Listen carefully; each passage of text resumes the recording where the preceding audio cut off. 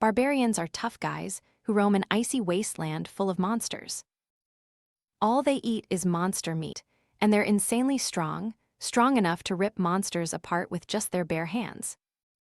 They're so scary that just seeing them can drive people crazy. Our main character ends up inside the body of one of those barbarians.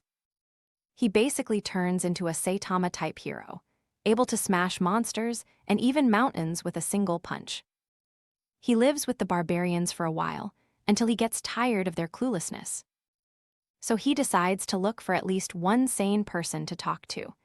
But who would be crazy enough to go into those monster-filled frozen lands?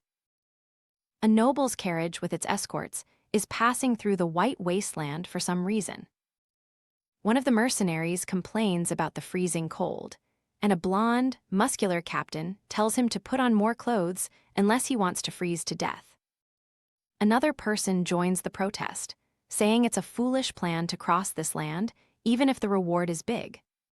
The blonde captain shuts them down, reminding them they already signed up for the mission. The other guy replies that they never expected the situation here to be this bad. Inside the carriage, a butler asks the noble lady of the Akasha family if she's all right. Mylna answers yes, while an escort outside complains that he's going to freeze. The butler thinks the interruption is pretty rude. But Mylna stops him from being harsh, reminding that they're the ones who volunteered as escorts. She even asks the butler to let them in for a while, but the old man refuses, reminding her of the dangers inside this white wasteland. When Mylna asks if he means the monsters, the butler tells her about the legend of an emperor who wanted to claim the whole world. The emperor set out into the white wasteland with many warriors to conquer it. He stayed there for decades, and when his empire fell, he returned alone, carrying only a stick. He had lost all his men and spoke as if he were mad, saying the wasteland is full of monsters. But he claimed the most dangerous thing there isn't the monsters, it's the barbarians. The butler says this is just a legend they can't verify. Mylna argues his words carry weight, since many of the monsters he described have already been confirmed to exist here. They discuss that no one has actually seen these barbarians to confirm the legend, though a weird guy named Yeren has told many stories about them. Then the captain asks everyone to stop, saying he can see someone coming. He catches a glimpse and shares good and bad news. The good news is the newcomer is small. The bad news is he isn't sure if it's a human or a barbarian from the Emperor's legend. Unexpectedly, when the barbarian arrives, he politely says he's just wandering because he got tired of the other barbarians. Cattle says he didn't expect to meet any outsiders and greets them, saying he's happy to see them. He asks the captain if this is a merchant's carriage and if they are the guards hired to protect it. When the captain confirms, the Ashen barbarian suggests they head back, joking that they probably won't listen to him. Cattle then asks if there's anyone in the carriage, and while everyone stays silent, the barbarian proposes that he wants to be hired as a mercenary too. The captain asks for clarification, and Cattle repeats that he's offering to help them cross this harsh white wasteland. The captain can't believe a barbarian from the legend wants to join them and asks if he's hostile. Cattle bluffs that if he were, they'd already be dead. The captain asks Mylna if she heard all that and what her orders are. She asks what would happen if they fought the big guy, and when the blonde captain says he won't even think about it, Mylna tells him to accept the proposal and hire the barbarian. The blonde captain turns to the barbarian and says the noble inside the carriage has accepted his proposal. Cattle sees this as great news, and his smile makes everyone feel relieved. Cattle tells them to relax, then asks for an audience with the person in charge. The captain gets nervous and warns the barbarian that he'll regret it if he tries anything. The mercenaries argue they should stop the Ashen barbarian. The captain tells them to stop being fools, saying the employer already gave her consent. The butler gets nervous, but Cattle politely asks if he can come inside. Cattle sits next to the butler, making the butler uncomfortable. Cattle asks everyone to chill, saying he has no intention of harming anyone. Lady Mylna, though a bit anxious, greets him warmly. Cattle comments on how warm it is inside and how hard it must be to keep the place heated. Mylna explains that magic is responsible, which excites the otaku in Cattle. Cattle then says the place is dangerous and there's only a slim chance of surviving, which is why he offers to protect them. He adds he has one condition, and the mood turns tense. Manhwa stays calm and asks what he wants. The barbarian smirks and says all he wants is knowledge of the world beyond these snowfields. Manhwa thinks it's odd, and the barbarian makes clear it shouldn't be a bad deal for her. Sweat runs down her face as she realizes she has no real choice and agrees to the proposal. The butler, however, doesn't approve of the deal at all. Cattle asks the lady her name, and she gently introduces herself as a noble from the house of Akasha. Cattle returns the favor and thanks them for the short journey together. Back on Earth, he always dreamed of living in a fantasy world, and one day that wish oddly came true. He somehow got ice-guyed and woke up as one of those clueless ashen barbarians stranded on a snowfield. He never figured out how it happened, since surviving in a freezing wasteland while fighting non-stop waves of tough monsters was already a nightmare. To survive, he gathered those dumb barbarians, formed a clan, and took the lead. Time flew by, and all his escape plans turned out to be useless. But everything changed one day when a system panel suddenly appeared, saying he could finally leave this frozen hell if he completed certain quests. From the start, it felt like an invisible force was keeping him stuck here, and he had almost lost all hope. Over the years, many outsiders showed up now and then, and from them he learned that the world outside these cursed snowfields really was full of fantasy and magic, just like he always imagined. Once he realized that, he started putting in even more effort, clearing quest after quest, hoping to finally get out of these cursed fields.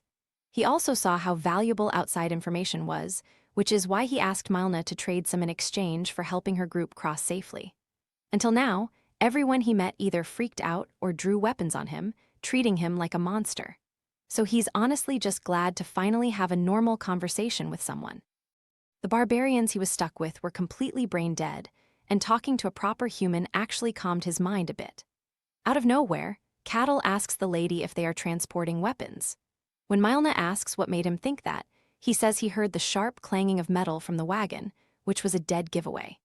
He then asks if there is a war going on beyond these frozen lands, and Manhwa's expression darkens as she confirms that the Empire and the Kingdom are currently locked in battle. She adds that the Empire is huge and trying to conquer the Kingdom, but so far the Kingdom is managing to hold its ground. She credits this to the Swordmaster and the hero who are guarding the borders. Cattle seems curious and asks what kind of powers these people have, and Manhwa, surprised, asks if he really has no clue about the mysteries. When our barbarian tells her that he's never stepped out of these snowfields, the lady explains that her knowledge is limited too, but she does know that mystery is a real power in this world. Only a handful of people can actually tap into it, and depending on how far they can go, they're granted one of the 5 ranks of strength. The lowest ranks include those who can simply sense mystery, then those who can use it, and finally, the ones who can fully manifest it into things like mana or aura. Those who can do that are considered first-rate and often hold titles like spirit summoners, mages, or knights. She says the ranks above those aren't something normal humans can understand, so they're just called transcendents, people who can bend mystery with nothing but their will. The Swordmaster is believed to be someone of that level, and then there's the hero, someone said to hold the power to even influence the world itself. Manhwa adds that even a third-rate person, someone who can barely sense mystery, is still considered powerful. That's when the Ashen Barbarian jumps in, asking to meet such people. Cattle has no clue how long he's been stuck in this cursed place, but now he's more desperate than ever to escape. As he looks at his own reflection in the mirror, he quietly decides that no matter what it takes, he's getting out. That's when Manhwa asks if he's really a barbarian. Cattle confirms he's a barbarian, wondering if they already know who he is. The lady brings up the old legend and starts telling him everything about the Emperor. But Cattle cuts her off, smirking, saying he actually remembers the guy visiting the fields once and thought he was a crazy lunatic back then. When Manhwa can't understand what Cattle means, he tells her straight that her legend might actually be true. Then he brings up something that's been bugging him, asking why they chose this exact route while carrying such a massive load of weapons.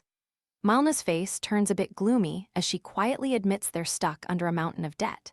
She explains that her family has been in the trade business for generations, but jealous rivals sabotaged their deals, leaving them completely bankrupt.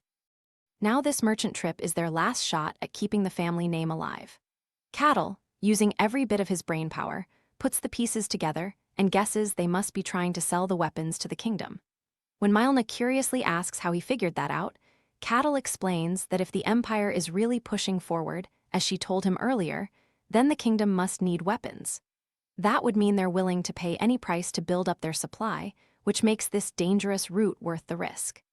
He even points out that since she didn't take a safer route, it clearly means the two nations must be sharing a border. Manhwa looks at him in disbelief. Everything she heard about barbarians painted them as ignorant and wild with no sense of logic. But now, seeing one of them lay out everything so clearly makes her wonder if he's even a real barbarian.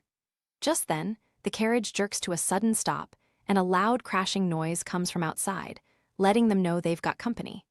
As they quickly hop out of the carriage with weapons in their hands, they find themselves up against a huge sewer monster with red, bloody eyes. The sight of the monster leaves everyone frozen with fear, and the blonde guy just barely manages to mumble that it's a black slime. Cattle inquires if it's really a black slime, and the lady confirms that this is what she has read in the records. When Cattle asks about these records, she explains that in the past, many people tried to conquer this monstrous white snowland, but only a few survived to tell the tale. They mention the names of these beasts in their books, and the black slime is definitely one of them. Then, our blue-haired lady asks Cattle if he knows about the monster. He replies with a delighted smile that they are quite chewy and delicious enough to be used as a bite of joy. With a disgusted face, she asks him if he really treats it as a meal. To this, he asks if she wants to eat it and tells her to catch it herself, which she hesitantly declines. The next instant, the monster approaches them, as if waiting for their conversation to end. This creates panic, and the already terrified lady calls out Cattle's name, but he shows no sign of concern. With an expressionless face, he states that they made a deal that he would protect their lives, and he won't act unless they are truly in danger. The lady, already terrified, asks what he means by that. Cattle replies with a smirk that these guys can easily handle a beast of this level. Moreover, he wants to assess what outsiders like them can do. The slimy monster appears in front of the guards. The blonde captain orders his men to raise their shields for defense. A mercenary quickly obeys, but the shield fails for a moment before the poor guy gets pushed back. The guy with the ponytail leaps at the monster, but he gets thrown back badly as well. His weapon slips from his hand and falls to the ground, and he even spills some blood from his mouth. The captain shouts to his subordinates that the slime can only move in one direction, so they should scatter and work together. Hearing that, the man in the green cloak charges midair and lands a successful hit on the monster, followed by a second swing that actually deals serious damage. Seeing the monster weakening, the captain strikes it again with his sword and tells them to look for its core, as these minor attacks do nothing to it. With successive multiple attacks, they finally manage to find its core, and a fatal blow shatters it, causing it to flow away like mud. Initially surprised, the guards then realize they have won and celebrate their first victory in this frozen wasteland. The victory makes Manhwa happy, but before they can relax and catch their breath, a white bear suddenly appears in front of the carriage. One of them shouts to aim for its neck. In response, all of them attack its neck at once and finish it. One of the teammates says it might be possible that the tales of this cold wasteland aren't worth paying attention to, and maybe they're all just bluffs of madmen. The leader quiets them with a stern voice, stating they shouldn't be so clumsy and that they still have to travel more than halfway to reach their destination. The man with the green hood curiously questions Cattle's abilities, asking if he's really that strong, as all of it is just stories mentioned by the emperors and legends. According to him, Cattle is just taking advantage of them, and he thinks that if nothing else, they should see what he is capable of. As they speak of it, the blue-haired lady curiously listens to their talks and questions what they mean by testing. All the guards gather close to her carriage and ask the lady for permission to speak. The green-hooded man says with confidence that they are going out of their way to complete her quest and are compelled to do so. Manhwa comes out of the carriage and tells them that she is grateful for the hard work they are putting into completing this mission. She reminds them that they obliged her request to help them cross this deadly land and stood by her when no one else would dare to. The hooded guy then interrupts her again with a question, asking if Cattle deserves that VIP treatment since he hasn't even had a single fight since he joined them. The lady of the Akasha family says that she understands what kind of evaluation they want from him. She doubtfully stares at the captain, who speaks in denial that he has already told them he has no say. Cattle, with a smirk on his face, comes out of the vehicle and asks them if they want to see what he is capable of. One of them says that there is no way to test him right now. Cattle, as he comes out of the carriage with his huge, well-toned, muscular body, says that they are going to have another visitor soon. Just then, a dark shadow with bright eyes appears behind them, with a voice echoing that it's going to have a full belly today with the tasty weakling mortals. As the carriers turn around, they see a large snake with red, beaming eyes, terrifying them with its sharp teeth and long tongue hanging from its open mouth. The serpent threatens them to struggle as much as they can, because it will make them a lot more appetizing for it. Mylna covers her ears in panic while the mercenaries keep their eyes tightly shut, trying not to move an inch. Cattle walks right up to the beast, glowing with a strong purplish energy, and tells the snake to back off because these people are now under his protection. The big bad white snake gets uneasy the moment it sees Cattle and asks what brings him here. The snake instantly reminds our guy of those ridiculous snowfield rules about trespassing on someone else's territory, but he quickly brushes that off and tells the snake to stop acting so uptight. The snake roars dramatically, trying to sound intimidating, and says Cattle has no right to speak to it like that. But Cattle isn't interested in arguing. He charges in without saying another word and lands a heavy punch, deciding it's time this oversized snake learned a lesson. The blow hits hard enough to shake the entire ground around them, leaving everyone nearby frozen in place. Mylna yells out to ask if Lord Cattle is all right, and he replies calmly that he will be done with this quickly and join them soon.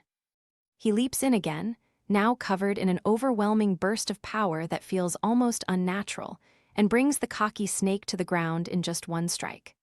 A little while later, Cattle sits inside the carriage peacefully, while everyone else stays outside, shivering and begging for forgiveness.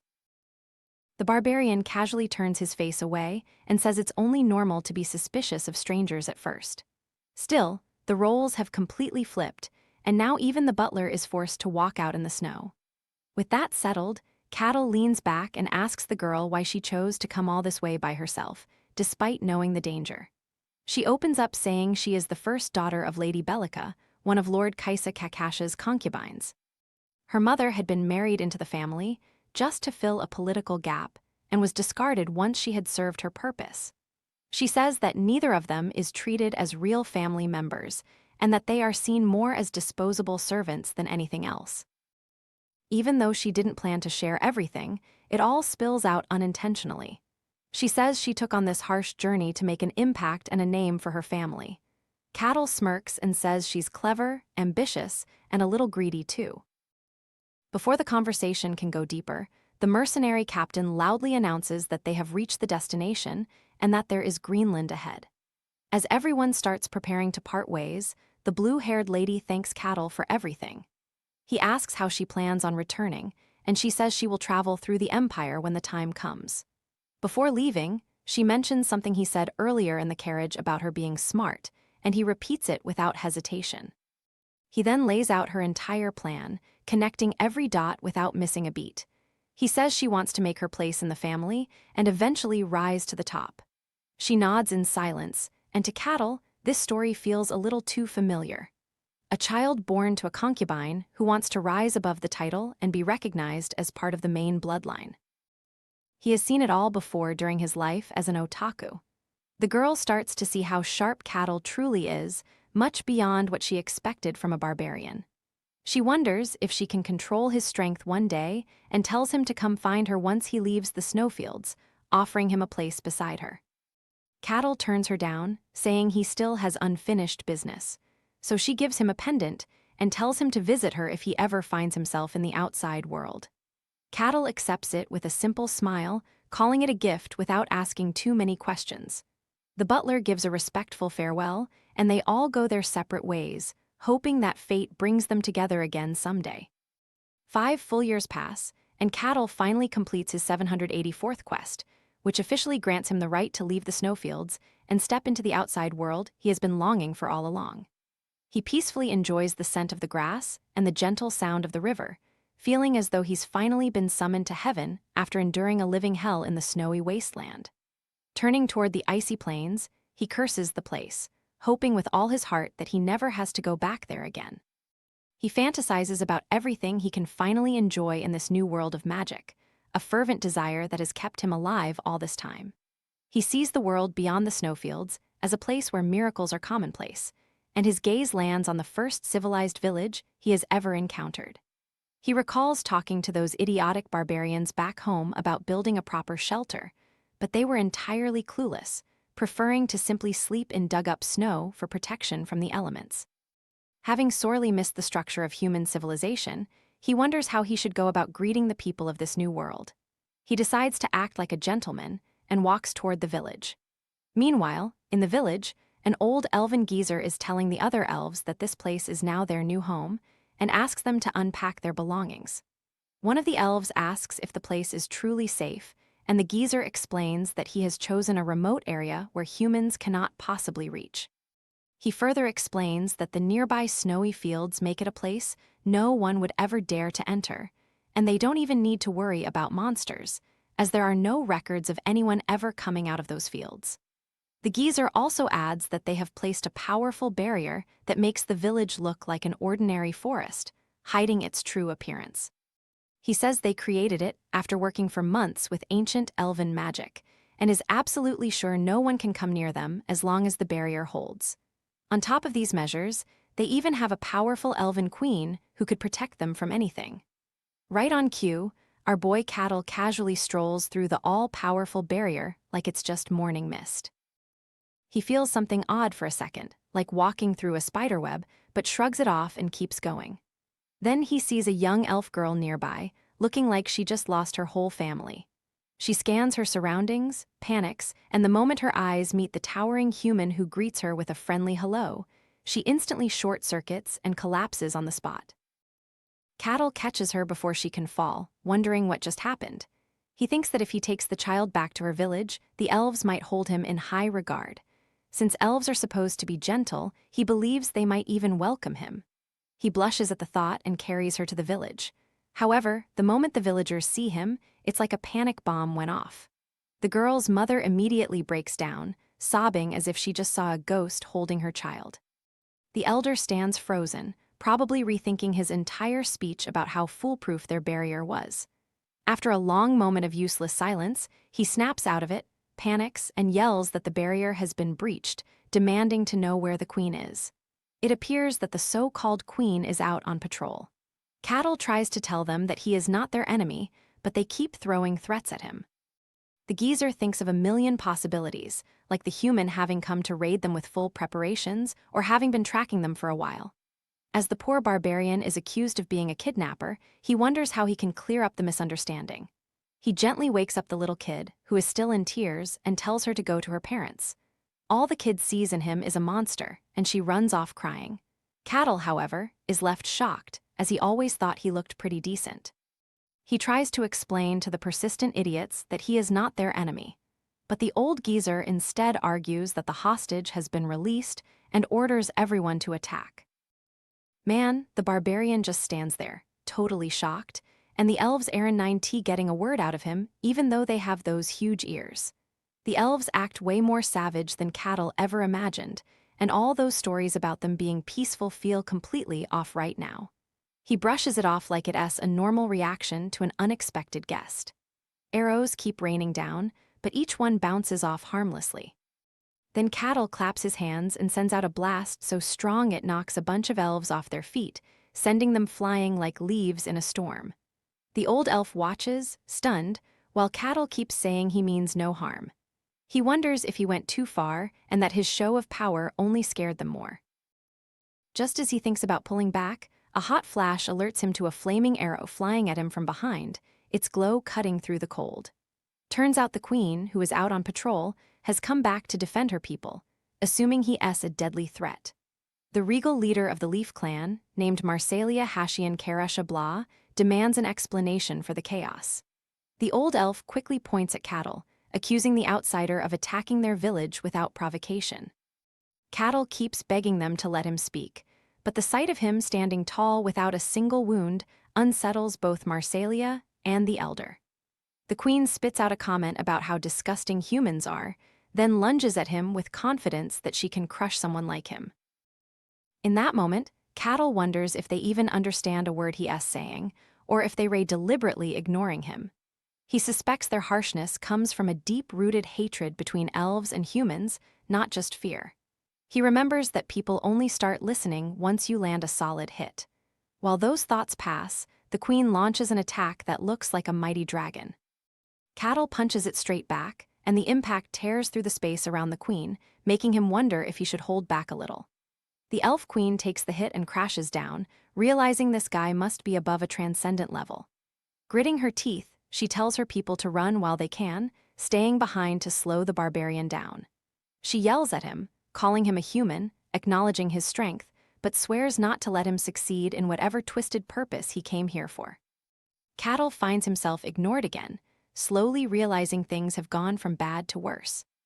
For her final move, the queen summons a blazing bull spirit named Piego, fully confident that this creature will take care of the intruder. The poor barbarian lights up with joy at the sight, because every monster he fought in the snowfield was ugly and weird, nothing like this magnificent beast.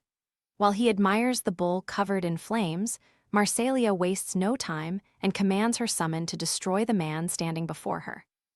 The spirit seems to be a high-grade fire entity, older, prouder, and far more powerful than the usual ones, just as ancient spirits tend to be. Marsalia knows well that her own strength isn't enough to summon something like this alone.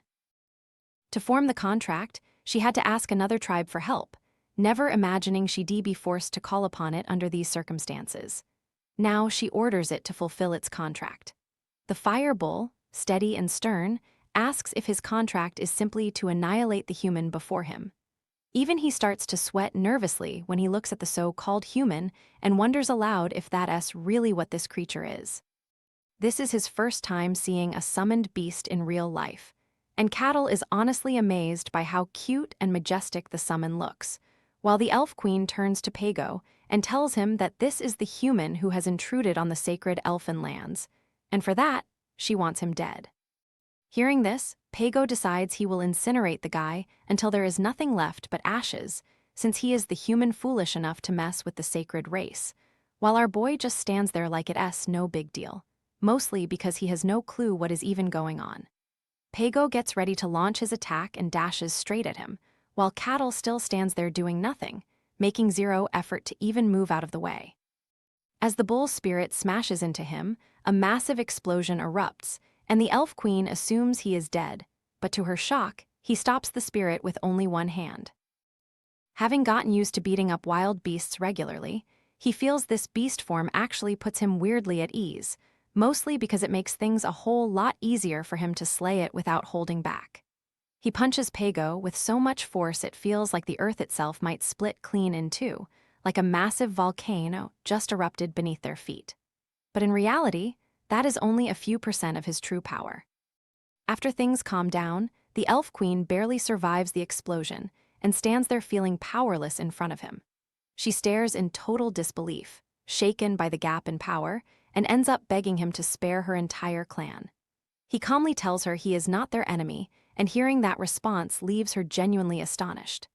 After a more detailed conversation, she finally understands that he really has no hostile intentions toward them. She starts feeling bad as it hits her that her people judged him way too quickly and apologizes for their mistake, thinking they have seriously insulted the very person who just brought one of their children safely back home. Cattle acts like a total gentleman and says it is all good, explaining that since they were pushed here by humans, it made sense to see someone and assume they were the enemy. Still, it is a little sad that no one gave him the chance to talk it out. The queen is still confused and asks if he really is not one of the humans chasing after them, and he tells her this is actually his first time even seeing an elf, because they do not exist in the white snowfields.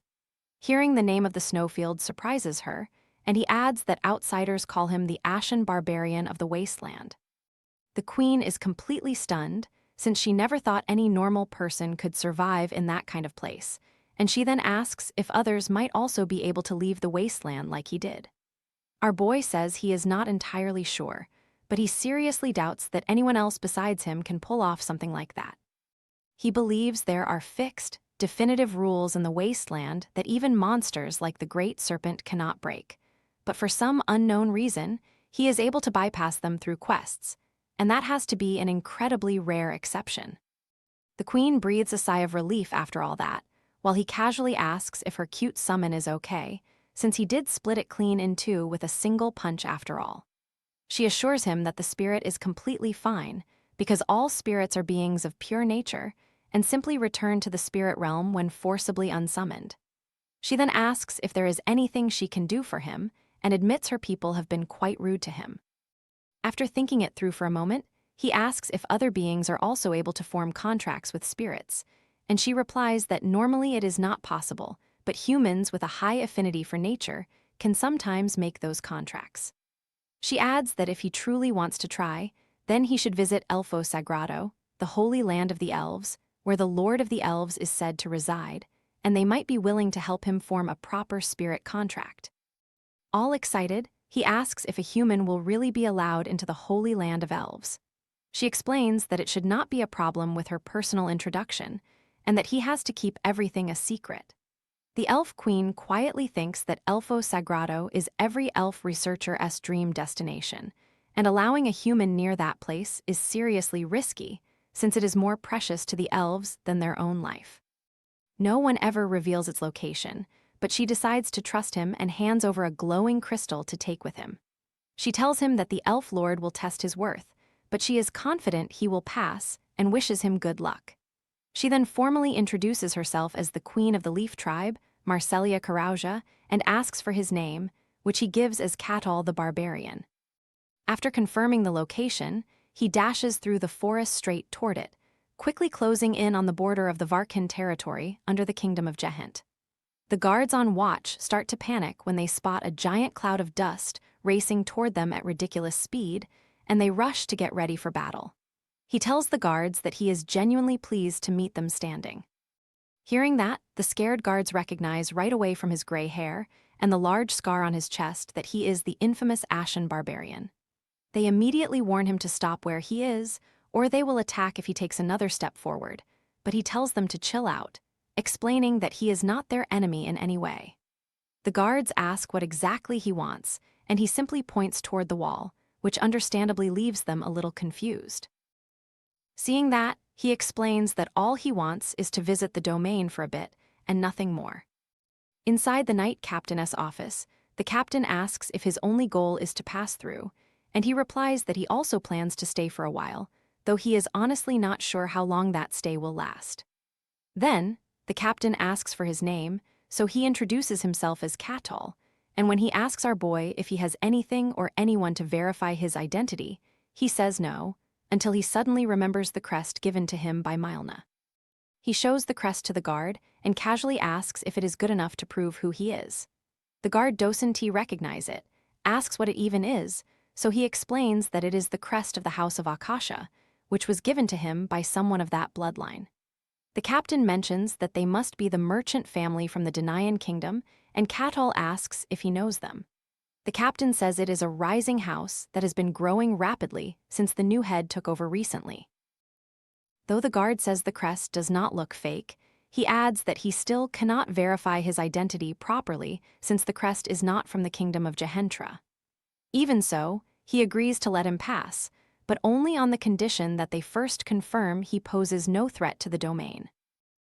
The guard explains that 3 other people are also trying to pass through, and he must form a temporary party with them to clear the nearby dungeon outside the domain. He thinks the condition sounds really easy, so he accepts without complaint, and the guard adds that the other rule is to report everything that happens inside. After hearing this, he immediately figures out that they are making the group observe each other, so they can secretly evaluate if anyone seems suspicious. The guard looks genuinely surprised that he picked up on all that and asks if he is really a barbarian, since he always thought they were just a brute race, and this is the first one he has met who actually seems like him. The guard says they should get going now that everything is clear. The scene shifts to an old man named Alessandro Tyrannus, a self-proclaimed paladin, who finds it absolutely tragic that he has to enter a dungeon with a rat who steals people's pouches, even if the law allows it. The thief in question, Cassin Hark, gets annoyed hearing the old man complain and asks if Tyrannus is mad at him for no real reason just because some random thief scammed him once and ran off with his life savings. That comment sets Tyrannus off, and he gets irritated that a petty thief dares to insult a paladin like him, but Cassin shoots back that he is not even a real paladin, because if he was then, he would not be here in the first place. He also says Tyrannus is just another bottom feeder who clings to the title because his name sounds dumb.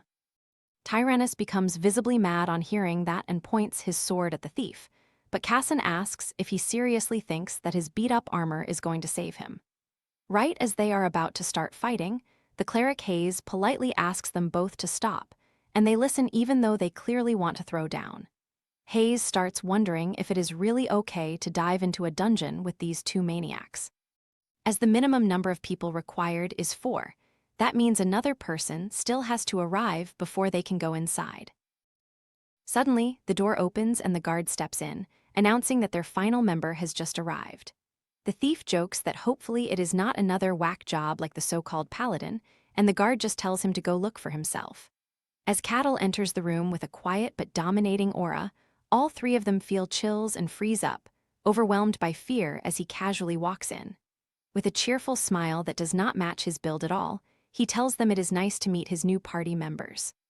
While everyone is still processing, the guard steps back and says they should talk things out among themselves since he will return shortly. After that, our boy suggests they start with introductions and says that he is Cattle the Barbarian. Then he turns to Cassin, who nearly chokes as he says he is a thief, while Sir Tyrannus announces that he is a paladin. Cattle gets excited on hearing that because he knows paladins usually use holy powers. But Tyrannus quickly lets him down by saying he is a special kind of paladin who cannot use any of them. Next, the lady shyly introduces herself as Hayes, a cleric who serves the god Colossia. He asks why she is hesitating so much even though clerics are proud of their job, and she explains that it is because Colossia is the lord of lies and deceit, which makes him not very popular among the others. As they continue talking, the captain opens the door again and tells them they will be heading out now if everyone is ready to move. The whole party follows him without delay, and they finally arrive at the entrance of the dungeon. There, the captain shows them the front of the dungeon and explains that it is a 3-floor dungeon filled mostly with undead monsters, and their mission is to clear it completely and return with the required proof. With that, Cattle kicks off the raid and casually asks Cassin if he has a plan in mind. Hearing this, the thief suddenly gets nervous and addresses him as Sir Cattle, so our boy tells him to drop the Sir since they are a team and should leave behind all formalities and fancy titles. Cassin hears that and decides to just act normal, so without hesitation, he says Cattle and the warrior will hold the front lines, while he checks for traps and the nun supports them all from the rear. Cattle is honestly impressed by the clean formation, and the other 2 agree as well, so with that, the team begins their exploration. Inside the dungeon, Hayes quietly thinks to herself that the place is far too dark, while the thief gets suspicious because there are none of the usual traps or tricks around. Suddenly, he tells everyone to stop moving because there are monsters nearby. He cannot see anything clearly, but there are bone fragments scattered on the floor, which are the remains of skeleton monsters that attack if anyone steps too close. Cassin thinks the guards probably knew this dungeon was dangerously difficult, so they lied about it being a simple identity test and are just using the dungeon as a tool to quietly eliminate any suspects. Cattle acts like he has no clue what is going on, so Cassin breaks it down for him, explaining that skeletons are undead monsters that keep moving even after losing their limbs, and since they are all bone, their defense is naturally really high.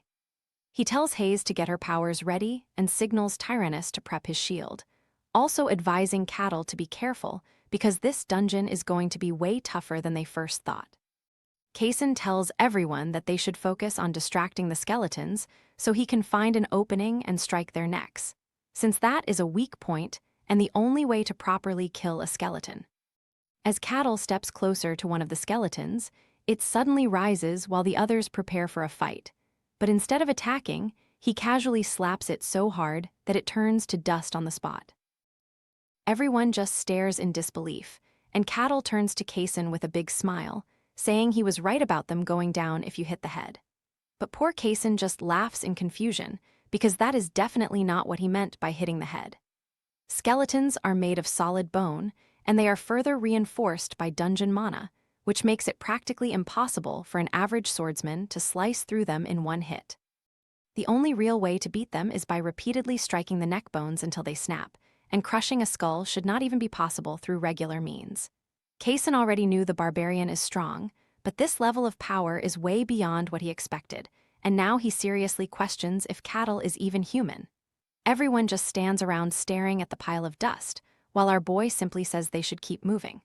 Slightly spooked, they all hurry toward him the moment he gives the order. He tells them there is no need to rush, to which Kaysen agrees, though Tyrannus and Hayes are both just praying they make it out alive. As they continue exploring the dungeon, Cattle suddenly spots a skull lying on the ground along with a few more skeletons nearby. The other three brace themselves, thinking this time they might actually have to help out. Just then, Cattle turns to them and politely asks for a favor. All three act confused, wondering what kind of favor he would need from scrubs like them in this situation. He tells them that he wants to deal with the skeletons on his own, since there is something he wants to try out.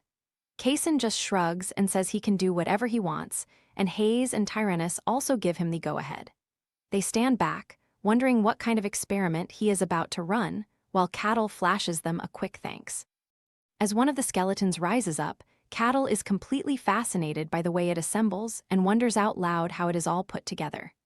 The skeleton goes in with a full swing, trying to slice him with its sword, but Cattle effortlessly catches the blade between two fingers and breaks it like a twig. He asks what the skeleton is planning to do now, but it does not hesitate at all. It jumps high and goes for another attack. Our boy dodges the strike smoothly, grabs the skeleton's arm, and asks the scrawny thing what will happen if he does this. He slams the arm into the floor, turning it to dust, and the skeleton just stands there staring at its missing limb in visible confusion. Then it tries to act cool, kicks the sword up into the air like a gangster, and grabs it in its other hand to fight for its undead life. But Cattle's Nagatoro tier bullying Dosen T stop there. The skeleton charges again, but our Barbarian grabs its remaining hand and rips that one off too, instantly reducing it to dust like the first. The poor skeleton still refuses to quit and starts flailing its broken arms at him. Our boy grabs it and completely crushes the right arm for good. He is genuinely impressed that the skeleton can substitute its body parts and has such high intelligence, while the rest of the party just watches in stunned silence, pitying the poor skeleton getting clowned on. Hayes feels a chill run down her spine as she watches the scene unfold, while Kaysen and Tyrannus look like their souls just exited their bodies. At that moment, they truly realize what kind of monster a real barbarian is, as Cattle stands in front of the broken skeleton with a proud, menacing smile like it's the start of his villain arc. The others stare in horror as Cattle uses brute force to detach the head from the skeleton's body and chuck it onto the ground, all the while looking like a complete psycho. He then finds it oddly amusing that the creature really cannot move without its head, before smashing the skull with his foot like some kind of villain. Seeing that scene, a cold shiver runs down the spines of the other three, as Cattle casually apologizes for the delay after acting like a demon he has clearly become. Completely terrified of him, Kaysen nervously says it is no issue at all and politely requests Sir Cattle to take all the time that he needs. Our boy just nods, not understanding the situation, and says he is glad they are being so polite to him. With that, he says they should head deeper again, and the other three quickly agree with him like they are hostages at gunpoint. After exploring for a bit more time, they finally reach the stairs that lead down to the second floor of the dungeon. Once they enter the new floor, Kaysen suggests they take some rest before exploring any further. Cattle agrees and says it would be best if they all rest for a while. Hearing that, Kaysen is honestly overjoyed that Lord Barbarian has benevolently granted his humble request. While they are resting, the three of them sit in one corner of the room while Cattle quietly sits in the other, and no one really says anything.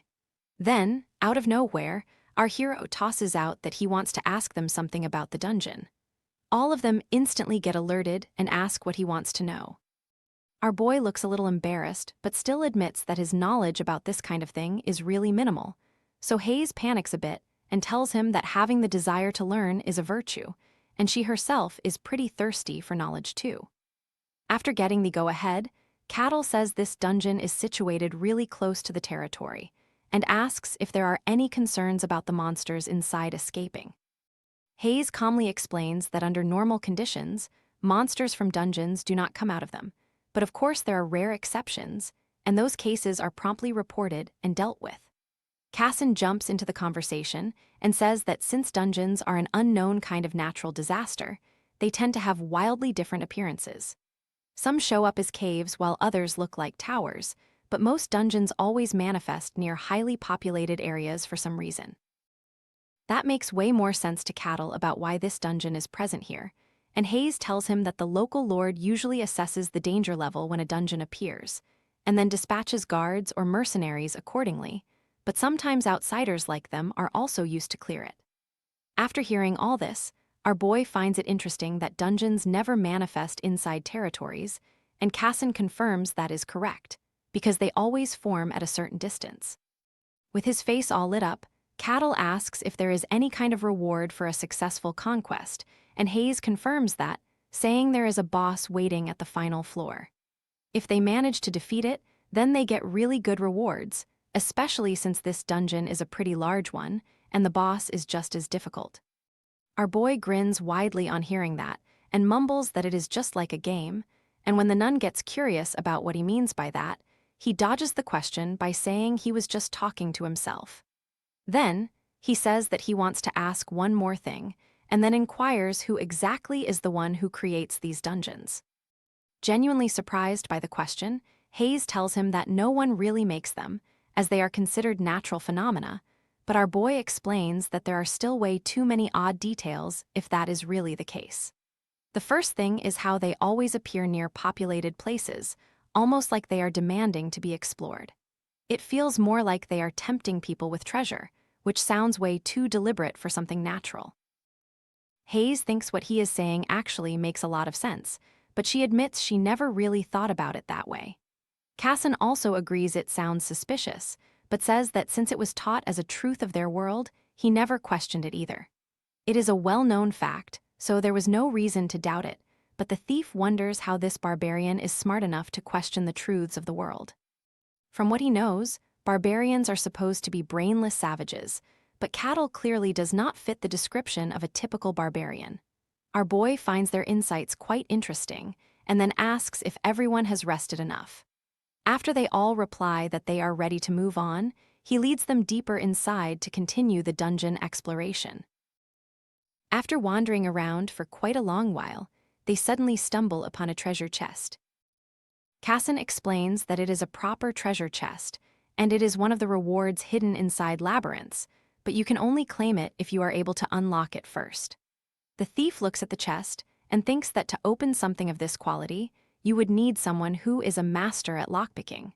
Since someone with that level of skill would have no business in a place like this, he figures they will probably have to abandon the chest altogether. But Cattle tells him to go ahead and open the lock since this is a treasure chest, and that is literally his whole thing as a thief. He repeats that it is his only job in their team, but Casson starts sweating buckets, thinking the problem is that if he really was capable of such a thing, he would not be in this trashy dungeon. He is just a budget ninja, a peasant at the bottom of the food chain who is not even acknowledged by the Thieves' Guild, but he cannot admit that when the barbarian has so many expectations from him. If he says he cannot do it, then all of Cattle's excitement will instantly turn into infuriating disappointment, and the result of disappointing a barbarian might end up with him looking like that poor skeleton. So in the end, he decides to give it a try. He pulls out his lockpicking gear while Cattle watches from behind with childlike excitement at seeing a real thief at work. With our boy looming over him and admiring the details, Casson tries to recall every lockpicker he saw while working as a porter for other thieves. The guy locks in hard, thinking that if he fails to open this chest, then he is basically dead, and that pressure ends up activating his hidden skill called Cry of the Soul. After a while, Casson suddenly hears a faint sound, and Cattle thinks that he must have broken something. But in reality, the lid of the chest slowly starts to open, and seeing this unfold, Casson feels so glad that tears of joy start flooding out. Hayes cannot believe he actually did it, because she always heard that only skilled thieves can open a treasure chest, and witnessing it herself, she thinks Casson is a pro. Our boy is also quite impressed by his unexpected success and compliments him for the good work, while Casson pretends he did it on purpose. The guy himself has no clue how he pulled it off, and he always prided himself on living the best life he could. But after seeing what he is capable of, he is starting to question what his best even was, and whether he was living a lie this whole time. While Casson is quietly depressed from all of this, Cattle casually asks about the value of the reward they just found. Hayes tells him that with this kind of quantity, someone could not only easily feed a regular family for a whole month, but also live quite a luxurious month at that. Hearing that, Cattle smiles and tells Casson to look after the valuable rewards. Casson takes the items out of the chest, but he nearly wets himself when they catch him sneakily trying to slip some into his own sack. Everyone asks him if something happened, but he awkwardly denies everything like nothing is wrong.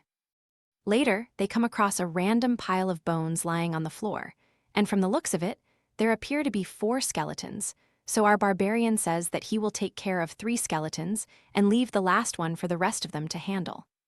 Everyone agrees with the plan as they quietly wonder if this even counts as a real battle. The moment they slowly get in range of the pile of bones, the skeletons begin assembling. As the scary, spooky skeletons ferociously roar at the party, everyone quickly prepares for the fight, and Cattle confidently shouts at the skeletons to bring it on. Casson charges in first and lands a clean hit. But as the other 3 skeletons try to gang up on him, our boy casually grabs them with his giant arms and hugs them from behind so they do not interfere with the fight. He tells them not to interrupt, because he wants to observe how his teammates fight on their own. Casson dashes toward the skeleton again and strikes its neck with his blade, but it is still not enough to kill it. The skeleton then swings back with an attack, which Tyrannus manages to block with his large shield. Meanwhile, Hayes casts Shadow of Confusion on Tyrannus' sword, and he uses it to land another powerful strike on the skeleton snape. As a result of the clean attack, a crack forms along the skeleton's thick neckbone. Seeing this level of coordination from a fresh party honestly impresses. Cattle thinks it is pretty rare for a group of strangers to work together this smoothly. With that, he quickly crushes the 3 skeletons into magical powder and decides to enjoy the show now that he has gotten rid of the noisy distractions. When the other 3 watch him stand there and calmly observe them, they immediately understand that the barbarian is trying to test them, and that they are screwed if they show even the slightest kind of weakness. So to prove they are not weak, all 3 of them gang up on the poor skeleton while it quietly waits there to meet its sad and inevitable end. With the last skeleton finally down, the 3 of them sit down together and get some much-needed rest. And after casually assessing an average human skills from the short fight, our boy starts thinking that the humans who came to the wasteland with Manhwa were much stronger. As they move on to the 3rd floor, the number of skeletons increases drastically, but since Cattle is leading from the front, the party is able to push forward without any real difficulty, and it feels nothing like a dungeon because he makes the way too easy. After some time, they finally reach the deepest part of the dungeon, where the boss of the entire dungeon, called the Skeleton Knight, is sitting ominously on a throne. Seeing the Skeleton Knight up close, the other 3 are completely terrified, and Hayes is unable to understand why something like that would even be here. Cattle asks if this skeleton is any different from the others they have faced so far, and she replies that it is much, much stronger compared to anything they have seen. She goes on to explain that the Skeleton Knight is a powerful monster who freely wields both a long sword and a heavy shield. They honestly have no chance against it unless they have a fighter at least on the level of an elite knight on their side, so their chances of surviving this fight are pretty much equal to 0 right now. Our boy gets curious and asks what happens if they cannot clear it and decide to retreat instead. Hayes explains that the territory will send a request for confirmation, and if it is confirmed to be a true report, then it will likely be dealt with by the authorities fairly quickly. Hearing that, our boy smiles to himself while saying that it sounds pretty reasonable before he starts walking straight toward the skeleton knight. Seeing that, the other three just stand there frozen in confusion about what exactly he plans to do. As he moves closer, the eye sockets of the skeleton knight suddenly glow a deep crimson red as it awakens from its long slumber. Noticing that a skeleton is already in its assembled form, our boy realizes the boss is different from the rest of the others. And just then the boss pulls back its sword, and Hayes quickly figures out what it is planning to do, so she immediately casts a barrier to protect everyone from the massive energy beam that fires from the skeleton knight's sword. However, she soon realizes her powers are way too weak, and it doesn't take long before the barrier shatters completely, leaving only Tyrannus to block the attack with everything he has, while Hayes gasps desperately for air. The paladin barely manages to hold back the devastating blow, but what really catches his attention is that a single strike from a monster has enough raw force to destroy both a magical barrier and a frontline tank, making it very clear that the edgy boss covered in heavy armor is definitely no joke. At that moment, the skeleton stares him down with a deadly glare and suddenly launches itself at full speed. But like always, he just stands there calm and unbothered, then casually jabs the boss so hard its bones literally vaporize on the spot. After taking a hit with force that rivals a full-speed truck, the poor skeleton's upper half flies clean off, leaving everyone in the room standing there with their jaws dropped in complete amazement. Meanwhile, our barbarian casually dusts off his hands and feels just a bit disappointed that it all ended way too quickly. Then, his eyes catch something interesting, and he instantly yells at Casson to come over right now. Staring at the fancy treasure chest sitting at the bottom of the dungeon, he asks the thief if he can unlock it. Casson quickly shuts that down and makes it clear that it is way above his level, since the lock is high grade and he doesn't have the skill to handle it at all. After that, Casson sighs and mutters how it is such a shame they found the treasure but cannot open it, until he sees the barbarian go mad and smack the wooden chest so hard that it starts smoking from sheer friction. Tyrannus and Hayes also stare in frozen shock as he grins and declares that the rewards earned with violence are always the best kind. After that, he tells Casson to take care of whatever is inside, and the thief finds it wild that someone actually smashed open a treasure chest like that. It makes him wonder even more why he was asked to open it in the first place when the guy clearly could have handled it faster himself. Anyways, with that out of the way, the party finally exits the dungeon and Cattle gets surprised as soon as he walks out. Without warning, the roof of the dungeon entrance collapses, but Casson barely reacts because it is well known that dungeons disappear like that once they are fully cleared, which means they did not miss any secret rooms. Hearing that secret rooms exist gets him even more hyped about future dungeon dives and what he might find next. Back at the border, the guard is utterly speechless when he realizes the sketchy party somehow made it back alive and intact. Sweat runs down the guard's face as he nervously asks Cattle and the others how it went, and the barbarian cheerfully tells him that it was an absolute blast. The guard looks mildly disturbed by that energy, but he still moves on to the next step, which is interrogating each of them one by one about everything that went down inside the dungeon.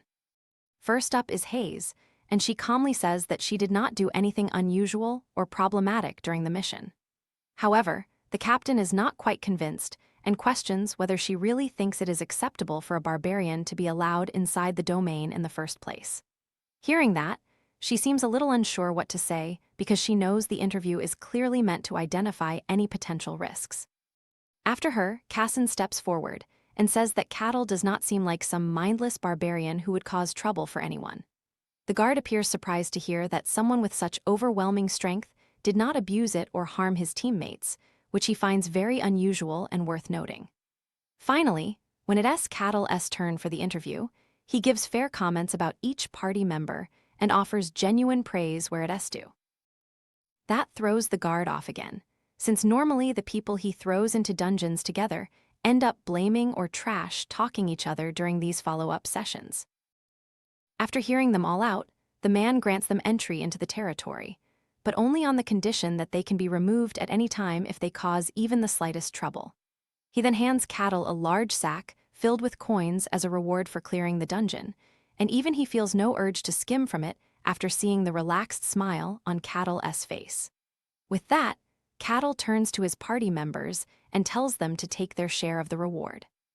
They try to turn it down quickly, but he insists that it is only fair since they did clear the dungeon together as a team. He then suggests they grab a few drinks to celebrate their first mission together, and they nervously agree because they are not sure how to say no to the Ashen Barbarian. So, the group strolls toward the main gate while the guard continues watching Cattle closely from behind, still suspicious. He knows the guy has the kind of strength that lets him knock out a dungeon boss with a single hit, which puts him at the level of an elite knight, or maybe even higher than that. That is why the guard quietly tells his men to keep an eye on Cattle while he heads out to speak with the lord of the domain. At the lord's luxurious mansion, the guard receives permission and enters the private chambers. Inside, Luke Barkin, lord of the Barkin domain in the kingdom of Jehentra, calmly asks for the reason behind the urgent report, and the captain tells him that the barbarian from the rumors has appeared. Moving forward, Lord Luke Barkin turns to the captain of the guards and asks whether he gave the barbarian permission. The captain nods and says he did, thinking at the time that it wouldn't really cause any big trouble. Lord Barkin now raises a brow and wonders what sort of problem he means, so the captain explains that the barbarian seems way too strong and might stir up serious issues down the line. After hearing that, Lord Barkin leans in and asks how strong exactly, and the captain reveals that the guy knocked out a skeleton knight with a single blow. Lord Barkin's eyes shoot wide open, since a skeleton knight normally poses a challenge only for trained knights or someone at an even higher level. And yet somehow, a mere barbarian, a class not exactly famous for brainpower, manages to wipe it out with just one hit. Just to be sure, Lord Barkin double-checks whether this means the barbarian counts as first-rate, and the captain responds that the odds of that are pretty high. Then Barkin throws in another question, asking whether he might be even stronger than that, and this time the captain says he honestly can rule it out. That answer doesn't sit well with Lord Barkin, who now thinks that having a barbarian of this caliber could easily turn into a royal headache someday, since barbarians live by one rule only, which is that power decides everything. He orders the captain to summon the guy, but the captain hesitates and wonders aloud if that's really a smart idea. Lord Barkin calmly explains that letting someone this powerful roam unchecked within their territory could become a threat to their stability, so laying eyes on the man himself might give him a better sense of control. The captain still has doubts and says the move might be risky, but the Lord reminds him that he has his personal knight right there for protection. He then turns to the knight for a second opinion.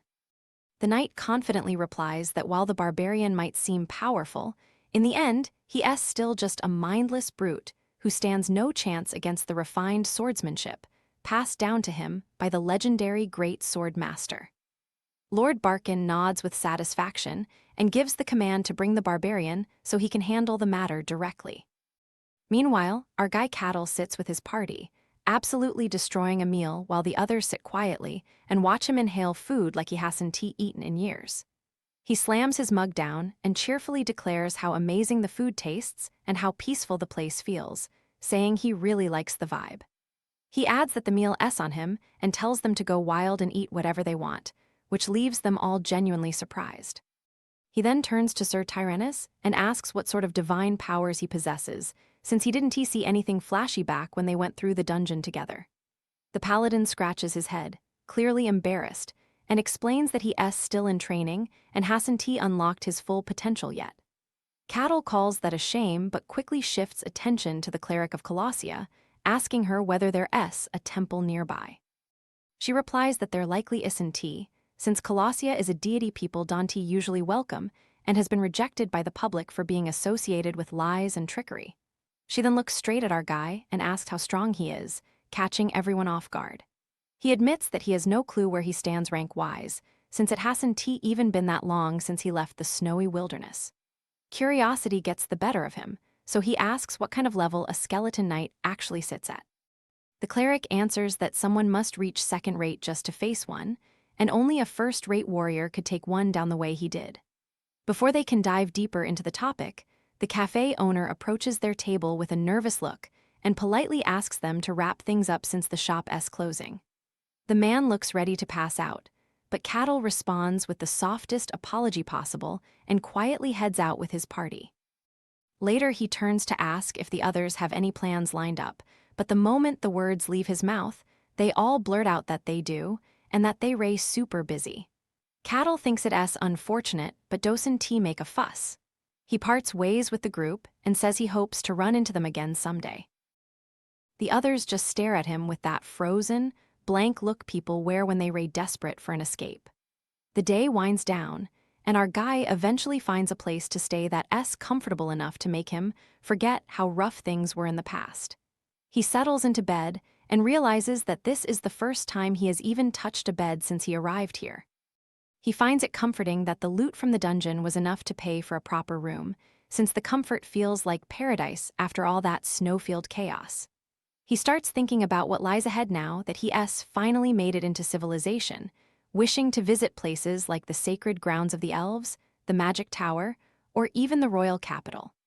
Thoughts like these float around until sleep gently pulls him under. The following morning, a knock on the door jolts him awake. He quickly wipes away the drool from his mouth and drags himself up. When he opens the door, the captain of the guard stands tall in front of him. Cattle rubs his eyes and asks what's going on, and the captain calmly informs him that the Lord wishes to meet him face to face. Hearing that, Cattle lights up at the idea of meeting the ruler of the land and flashes an innocent smile before agreeing without a hint of hesitation. Still half naked by the door, he tells the captain to hang tight while he grabs some clothes. The man stares in disbelief, not because the barbarian agreed, but because he did it so easily like it was the most normal thing ever. The scene shifts to a bustling street in the Lord's domain, where the bright daylight finally lets Cattle take in the scenery. He finds himself stunned by how pretty the city looks compared to the shadowy version he stumbled into last night. As he takes in the streets, colors, and buildings, he quietly thinks to himself that he really lucked out with this place. Meanwhile, the captain walks a little ahead, visibly stressed as he wonders what the barbarian might be doing behind him. He decides not to check and just wishes they could reach the mansion before anything weird happens. At the gates, the captain announces their arrival to Lord Barkin, who then welcomes them inside and stretches out a hand for a greeting. He introduces himself with calm authority, and Cattle politely responds with a handshake and even bows his head while stating his name. This leaves the Lord visibly stunned, since barbarians rarely bow, and he wonders if he has finally lived long enough to witness every possible anomaly under the sun. He compliments Cattle's manners and gestures for him to take a seat. Cattle looks around the room with eyes full of curiosity and finds himself impressed by the castle's design. It reminds him of the medieval architecture from Earth, but then his gaze soon lands on the knight standing beside the Lord, and his face lights up with nostalgia at the familiar armor style, which reminds him of video game characters he once controlled back home. However, the knight picks up the stare and misreads it entirely. He senses something dangerous and assumes the barbarian's eyes burn with murderous intent. The knight tenses and his hand inches toward his blade, prepared to neutralize the threat before it can act. Before the tension escalates, Lord Barkin clears his throat and calmly explains that the purpose of this meeting is to confirm a few details about Cattle. Our boy nods without complaint, and the Lord begins by asking where he comes from. Cattle, with a small shrug, remarks that it sounds like a question that means a lot to the Lord, and answers that he hails from the coldest place known to man, a snow-covered wasteland. His answer leaves both the knight and the Lord speechless. They exchange shocked glances as they realize that Cattle might really be the legendary barbarian whispered about in tales. The Lord admits that the story sounds unbelievable, but Cattle tells him it was a nasty place to survive in, and whether the Lord believes it or not is entirely his choice. Lord Barkin decides to change the subject and finally asks the big question that's been bugging him: just how strong this barbarian really is. Cattle laughs at the wording and says the question makes no sense because even he doesn't know his own limits. The Lord and his knight exchange a loaded glance, and without missing a beat, the Lord proposes a sparring match between Cattle and his knight to find out. He also tosses in a generous reward, while the guy tries to wrap his head around everything. The Lord makes it clear the fight isn't meant to be to the death, and hopes the barbarian will respect the rules, and our hero agrees right away. The Lord and the knight watch as Cattle gets pumped about facing a mystical knight and seeing that power up close. It becomes obvious the barbarian can't curb his love for battle, no matter how polite he pretends, which unsettles both of them. Finally, the arena is set, the two contestants stand face to face, and the Lord rings a shiny bronze bell, hoping no blood will be spilled. The knight tells Cattle it's an honor to witness such refined swordsmanship, while Cattle stays calm. The knight lunges, showing off his massive strength, and his blade suddenly splits into 3 shocking Cattle. He wonders if it's an illusion, but all 3 swords are real. Cattle dodges each strike, questioning whether this flashy move counts as true swordsmanship, while the knight thinks Cattle must be barely strong enough to avoid the attacks and decides to finish with a final strike. At the last moment, Cattle lifts his fist, flicks the sword, shattering it and the knight's pride. He grabs the knight's armor like a rag, tosses him across the arena, making Lord Balkan sweat. The Lord watches in disbelief as his top warrior is wiped out in one blow, stunned by the barbarian's terrifying strength. Cattle turns to the Lord and asks if he's done, leaving the Lord speechless as he tries to process the scene. He guesses anyone who can flatten a top-level knight must be at least superhuman, though he still can't measure the true scope of this power. That fact alone makes the Lord even more uneasy, since an unpredictable force could upset the world's fragile balance. After a pause, the Lord decides to report the incident to the Swordmaster, expecting him to arrive at the mansion any moment. Hoping the event will catch the Swordmaster's attention, a familiar voice calls from beside him. He turns and sees the old Swordmaster already there, and the Lord sighs, muttering that the old man's creepy hobbies haven't changed. Swordmaster Cain chuckles, says even someone like him needs a little fun, then gets straight to the point and asks about the matter that brought him here. Lord Balkan rises to greet him properly and says it's truly an honor to have Master Cain visit on such short notice. Meanwhile, the knight lies groaning in his bed when the door swings open and Lord Balkan walks in for an unannounced visit. The Lord asks about his condition, and the knight scrambles up, stammering that he should recover in a few days and apologizing for his loss. Then Lord Cain steps in, telling the knight his apology should be aimed at him instead, since his foolish student lost to a random barbarian. The master inspects the knight's condition and notes that although the armor is wrecked, the knight has no injuries. He wouldn't be shocked even if the knight had died, yet here he stands in tattered clothes, leading the master to conclude the barbarian held back on purpose. Master Cain shares his analysis, saying the opponent wasn't just a brute but could control his power with remarkable precision. He adds that the man far surpasses an ordinary knight, making mercy easy, and is sure the barbarian must be at least superhuman. This sends both Lord Balkan and the knight into stunned silence.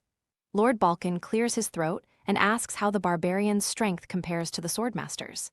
Cain replies confidently that even if the barbarian is superhuman, he still can't match the might of a true swordmaster.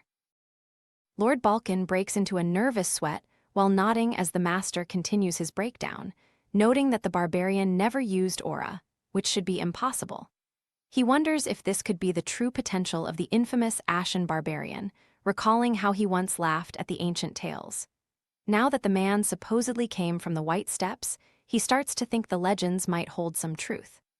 He questions whether the creature is even human or just another beast from that cursed land, but reminds himself that if he were a monster, he wouldn't have shown mercy to a helpless knight. Even after all this thinking, the mystery remains why someone from that frozen wasteland would appear right now. Lord Balkan watches the master silently sink into thought and grows uneasy, so he asks if everything is all right. The master brushes it off, saying the concern belongs to another time, and throws in a quick comment about how the emperor keeps asking for the most absurd things.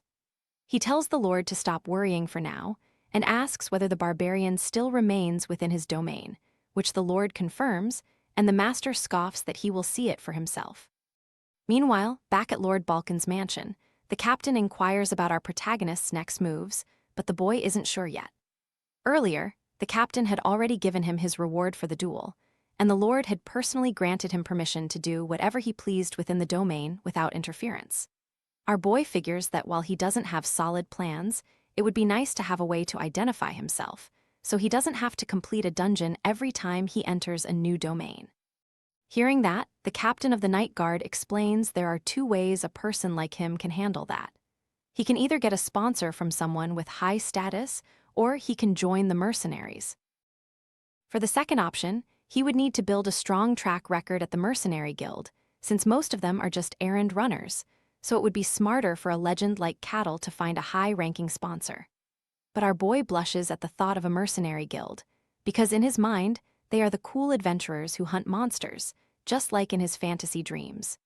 He grins and asks the captain where he can become a mercenary, and the man awkwardly replies that he should go to the guild.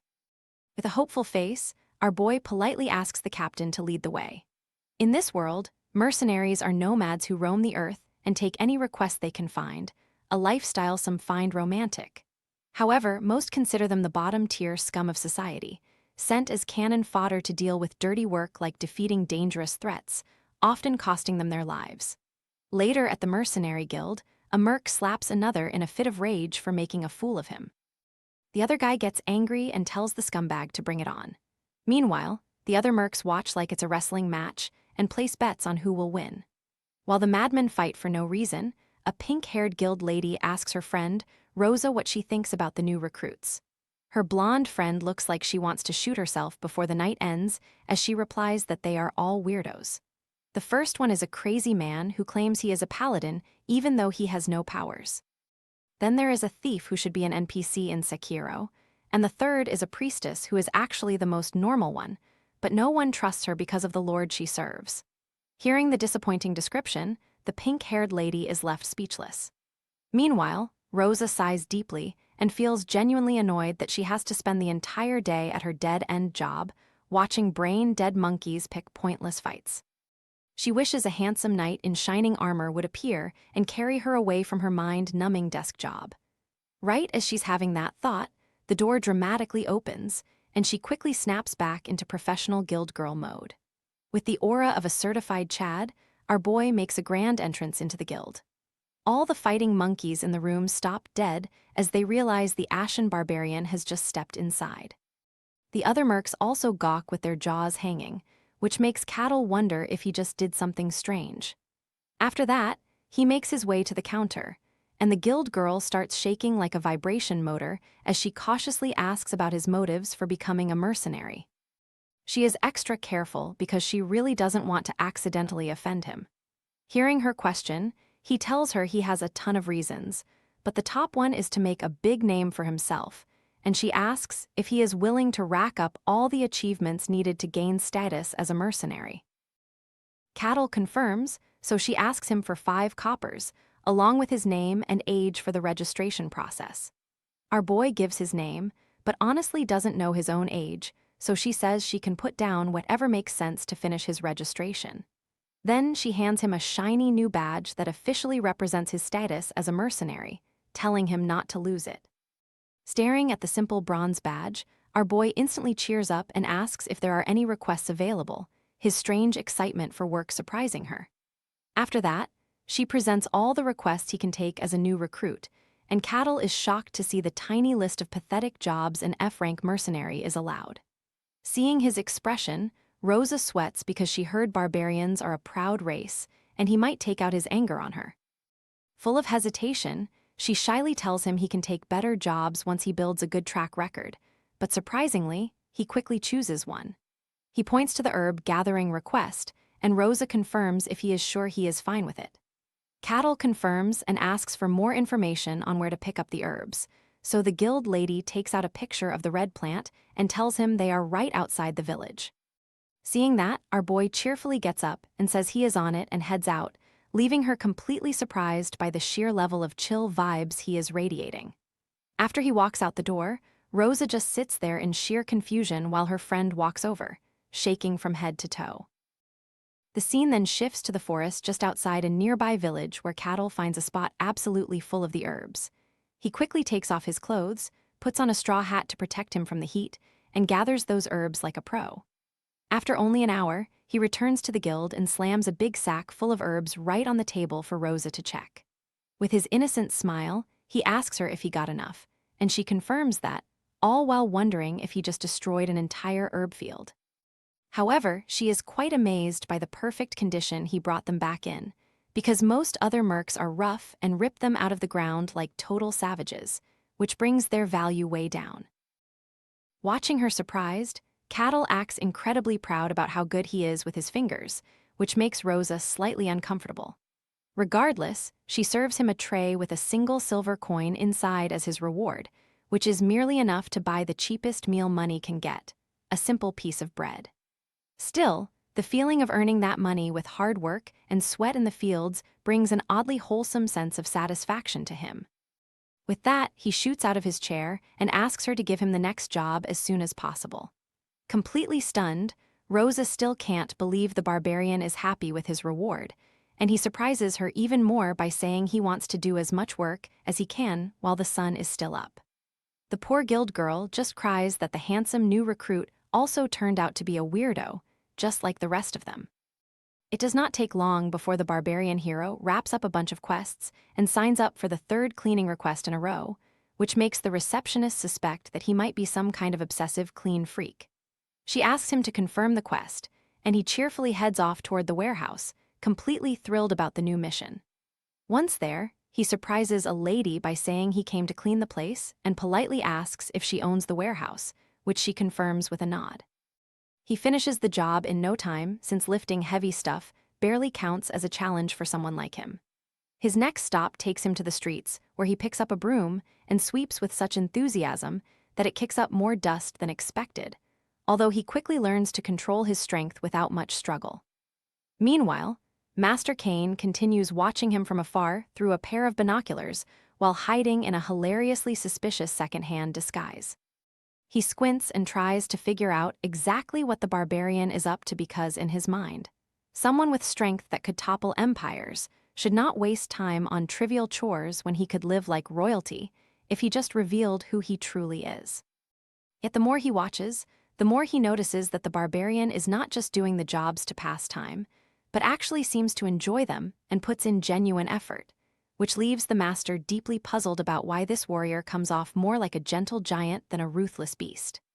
Later that day, after completing a marathon of tasks, our boy arrives at the guild, and the receptionist hands him a coin pouch as a reward for clearing 15 different quests in one day.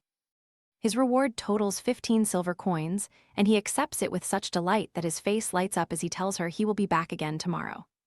While he strolls through town, little kids burst into tears at the sight of him, and grown-ups stare with judgment that could melt stone, but he just minds his business and cheerfully heads toward the local library. As he walks in, the librarian greets him with a hesitant smile, but freezes when the guy's massive figure enters her space. He politely asks if it is all right for him to read a few books, and when she agrees, he grabs a small pile and quietly starts flipping through them. The librarian peeks over in shock, and even the swordmaster watching from outside cannot believe his eyes when he sees a barbarian, who is supposed to lack any education, reading with such focus. He wonders if the snowfield tribes have a completely different upbringing compared to the rest of the world's barbarians, or if this specific one is just a rare exception. After finishing a thick book on history, our boy closes it and reflects that the empire came out victorious against the kingdom in a war.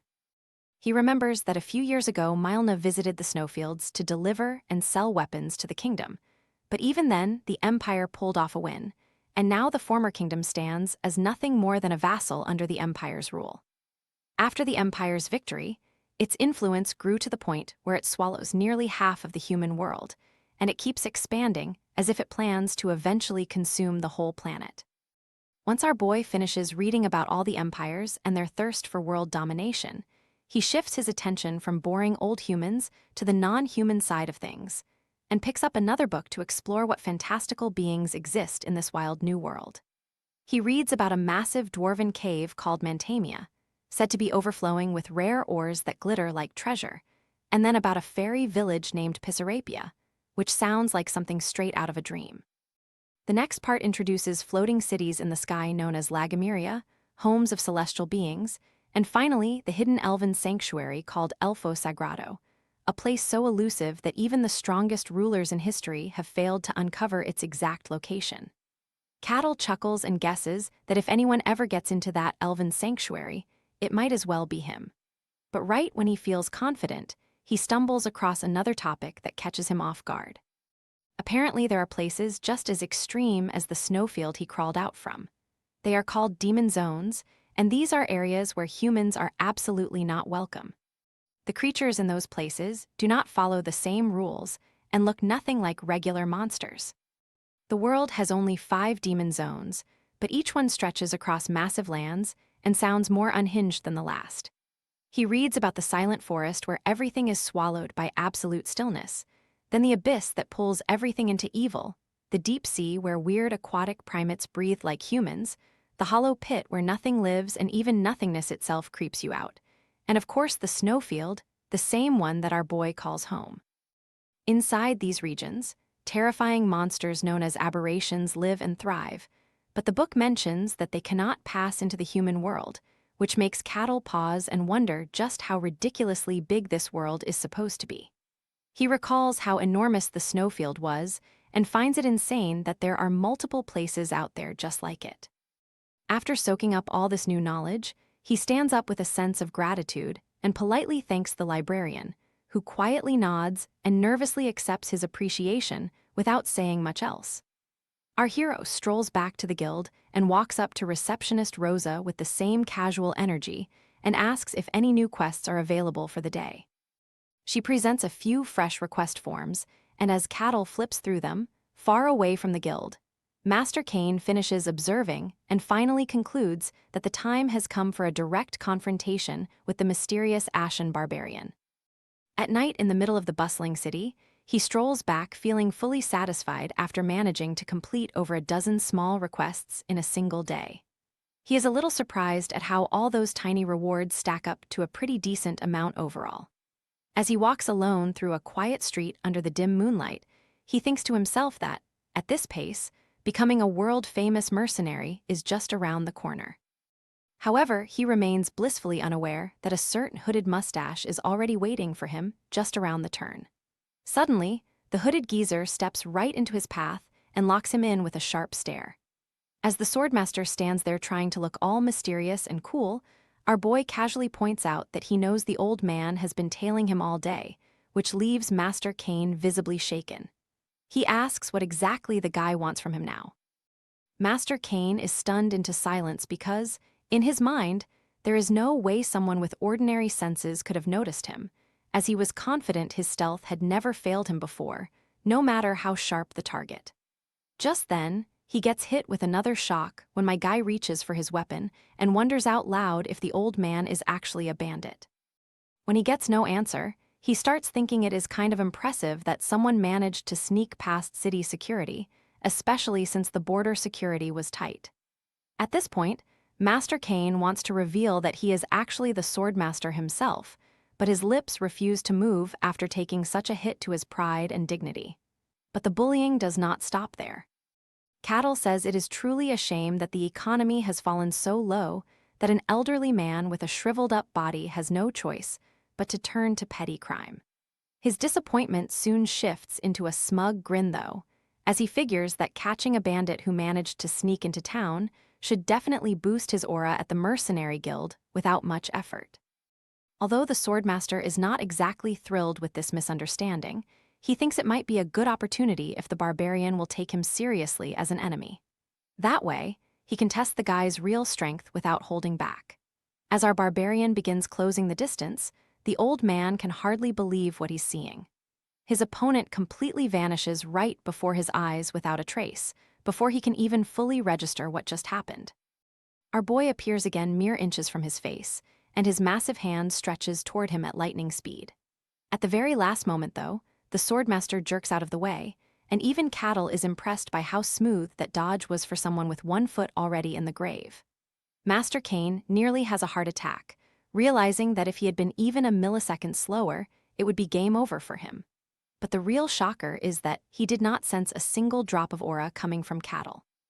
While the barbarian flashes a genuine smile and appreciates the old man's skills, Master Kane starts wondering if that move was really pulled off with nothing but pure physical strength. Just then, he puts on a serious expression and goes all in like Ocarun when he's mad. However, his momentum stalls almost instantly when the guy vanishes again and reappears behind him, grabbing his shoulder hard enough to almost dislocate something. The swordmaster is taken aback once again, realizing he could not pick up even the trace of movement with heightened senses from his skill. Next, our guy puts him in an arm lock, and Master Kane struggles with everything he has but fails to break free at first. Realizing that this is turning into a contest of raw physical strength, the swordmaster unleashes all of his energy and starts pushing back with full force. As soon as he feels that surge of power, our boy is genuinely impressed, and Master Kane finally manages to break out of the hold. The geezer looks proud for a second like he proved himself, but Cattle ruins his mood by saying that bandits nowadays know some surprisingly advanced techniques. He notices that the old man has mana flowing through his whole body, something that only first-rate elites are supposed to be capable of, which makes it even stranger that someone this strong would pose as a lowly bandit. Meanwhile, Master Kane wonders what the clueless dunce is made of, because the mana manifested around his body should easily tear through any regular human just from the slightest touch, yet this barbarian is completely unscathed. After that, Cattle lets the old man know that he has no clue what kind of technique he is using, but playtime is over. Hearing that, the swordmaster instinctively reaches for his weapon, but before he can even unsheath it, the ashen barbarian calmly slides the blade back into its scabbard. The sheer humiliation of a man great as himself infuriates Kane, so he strains as hard as he can to get it out, but it is no match for Cattle's girthy finger. Then, as he watches that massive hand inching slowly closer toward him, the swordmaster finally comes to terms with the fact that his time is up. With that, the barbarian hoists him up over his shoulder, impressed that this is what counts as a bandit in this fantasy world. At the guard tower, the captain is absolutely shocked to see the ashen barbarian casually dragging Master Kane along like some kind of pet. At first, the man assumes that Cattle must have attacked the swordmaster, but when our boy cheerfully says he would like to report a bandit, the captain's jaw nearly drops straight through the basement in disbelief. With a radiant smile on his face, he asks the captain if his mercenary standing will go up now that he has caught a bandit. After barely calming down, the captain wonders how it is even remotely possible that a man who once transcended human limitations was captured by a barbarian and brought here like a stray dog that had already been put down. After taking a breath, the captain firmly assures him that the person he brought in is not a bandit. So naturally, our big-brain barbarian concludes that the guard must be an accomplice of the real bandit instead. Bowing slightly, the guard states that the old man is actually the highly esteemed swordmaster of the Jahentra kingdom, but Cattle seriously doubts that claim with all his heart. Then, with a perfectly straight face, he insists that the senile bandit attacked him just to get his wrinkly hands on his silver coins. But the guard swears up and down that there is no chance he would ever mistake the swordmaster's face. When Cattle suggests that the man might be using some sneaky illusion magic to disguise himself, the captain says someone so skilled with magic would also deserve a title, making our boy quietly wonder if Swordmaster is a fancy nickname given to just anyone. Tired of listening to the brain-dead barbarian spewing nonsense, the knight captain confirms one last time that it really is the Swordmaster, and then says he will report everything to his lord. Over at the mansion, Lord Barkin is flabbergasted when he hears that Master Kane got his cheeks handed to him by a barbarian. A few hours later, Cattle is summoned too, and there he politely apologizes to Master Kane, who also ends up apologizing for the unfortunate misunderstanding. A heavy moment of silence follows between the two, while Lord Barkin and the knight captain stand stunned that the swordmaster has lost a duel for the first time in history. That fact alone means the Ashen Barbarian is stronger than one of the kingdom's most elite warriors. Although Master Kane was humbled, the story continues. Kane only recently became superhuman and is a bottom-tier master, but the fact that Cattle could easily defeat even the weakest swordmaster makes him a monster on two legs. Just thinking about that gives Lord Barkin a headache, so he excuses himself after telling the two men to settle things between themselves. With the others out of the room, Master Kane and our boy quietly stare at one another, since the old man simply cannot bring himself to admit that he got whooped with surgical precision and had his pride shattered to bits. Eventually, he gathers himself and formally introduces his full name as Swordmaster Cain, which makes our boy pause and curiously ask if Swordmaster is actually part of his name, but Cain explains that it is a noble rank and not something he was born with. He then asks if that cool technique he saw earlier was some kind of Swordmaster power, and when Lord Cain manifests arcane energy around his hand, our boy jumps out of his chair in pure excitement. The first time he saw it, Cattle had dismissed it as some cheap bandit trick, but now that he knows it is an ability of Swordmasters, he is enchanted by its coolness. Lord Cain tells him that what he is seeing is aura, the physical manifestation of arcane energy. Remembering how insanely cool the glowing aura made the senile master look, Cattle lights up and immediately asks how he can use it too. To put it simply, Lord Cain says aura is a manifestation of arcane power, and when Cattle asks if it is like mana, the man explains that arcane is actually the root force that becomes aura for swordsmen and mana for mages. The mysterious power immediately piques our boy's interest, so he eagerly asks the man to teach him, even if it is kind of embarrassing to admit he has no background in it. Seeing how dead serious he is about learning it, Lord Cain asks why someone already stronger than a swordmaster would even need his techniques. But Cattle explains he lacks any fighting techniques and only knows how to go unga-bunga and swing around his weapon right now. Hearing that makes the swordmaster feel just a little bit better, thinking maybe he only lost because he never got the chance to draw the very weapon he has mastered. Wanting to restore both his dignity and reputation, Lord Cain decides to reclaim some of his honor by educating the barbarian. With that thought, Lord Cain agrees to teach him and declares that he is only half a man without his sword. In response, Cattle nods as if that makes sense that Lord Cain was so pathetic because he never got to actually use his sword in their fight, leaving the old man slightly shocked by his blunt honesty. Then, our boy says it would be pretty sad if the kingdom handed out swordmaster titles to people this week, which pisses Cain off even more. But he softens the blow by admitting that Master Cain probably could have won the fight if he used his blade, and hearing that brings back just a sliver of the old man's self-respect. Back in the human world, Cattle had taken up swordsmanship with some seriousness. Yet even then, he soon came to realize that everything he had learned there was meaningless when compared to the swordplay in this new realm, one deeply rooted in manipulating arcane energy. As the scene shifts, the training arc is already underway, with Lord Cain gripping his sword firmly as he speaks about how the core of his style lies in the balance between reality and illusion. Then, he turns to Cattle and asks what exactly he witnessed when he faced his disciple. Cattle remembers the guy he had defeated earlier, and, with a bit of confusion, asks if that man really was Lord Cain's student. He explains how the man's sword seemed to split into 3 separate strikes, all of which turned out to be real and not just tricks. With that, Cattle begins to understand what this concept of embodiment truly means, and directly asks the old man whether swordsmanship here relies purely on technique rather than raw strength. The old geezer responds by drawing out his sword, which now gleams with a faint green aura that instantly catches Cattle's eye. Still, the old man grumbles about how unbelievable it feels to pass on such a refined art to a mere barbarian. To demonstrate, he slams his blade into the ground, and the floor splits open while his strike divides neatly into 5 precise attacks.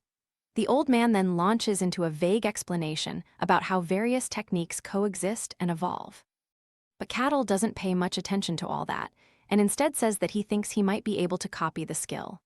The old swordsman, clearly annoyed, scoffs at the idea, claiming it's nonsense and refusing to believe that someone could mimic something he spent his entire life trying to master. However, Cattle decides to go for it and swings his axe without hesitation. To everyone's shock, the attack really does split into 5 parts. The old man stands frozen with his jaw nearly touching the floor, unable to process what he has just seen. When Cattle asks if the technique was accurate, the old master admits that while it looked convincing, the barbarian had only used speed to fake the effect, rather than truly replicate the skill. The old geezer nearly gets fooled for a brief moment, but then finally regains his composure and tells the barbarian that there was no real technique behind that strike. Cattle calmly responds, saying that since swordsmanship is meant for real combat, Shouldn't the end result matter more than the method used to get there? The old man begins to grow uneasy, and the weight of Cattle's words starts sinking in until he actually sheds a few quiet tears, hurt by the realization that what the barbarian said might be true. But Lord Cain refuses to be looked down on so easily, and to prove himself, he performs another move where his entire body appears to separate. He then proudly declares that the technique is called bodily separation, and that it can only be achieved through absolute mastery of aura. Next, he turns to Cattle and directly challenges him, asking if he can copy this technique too.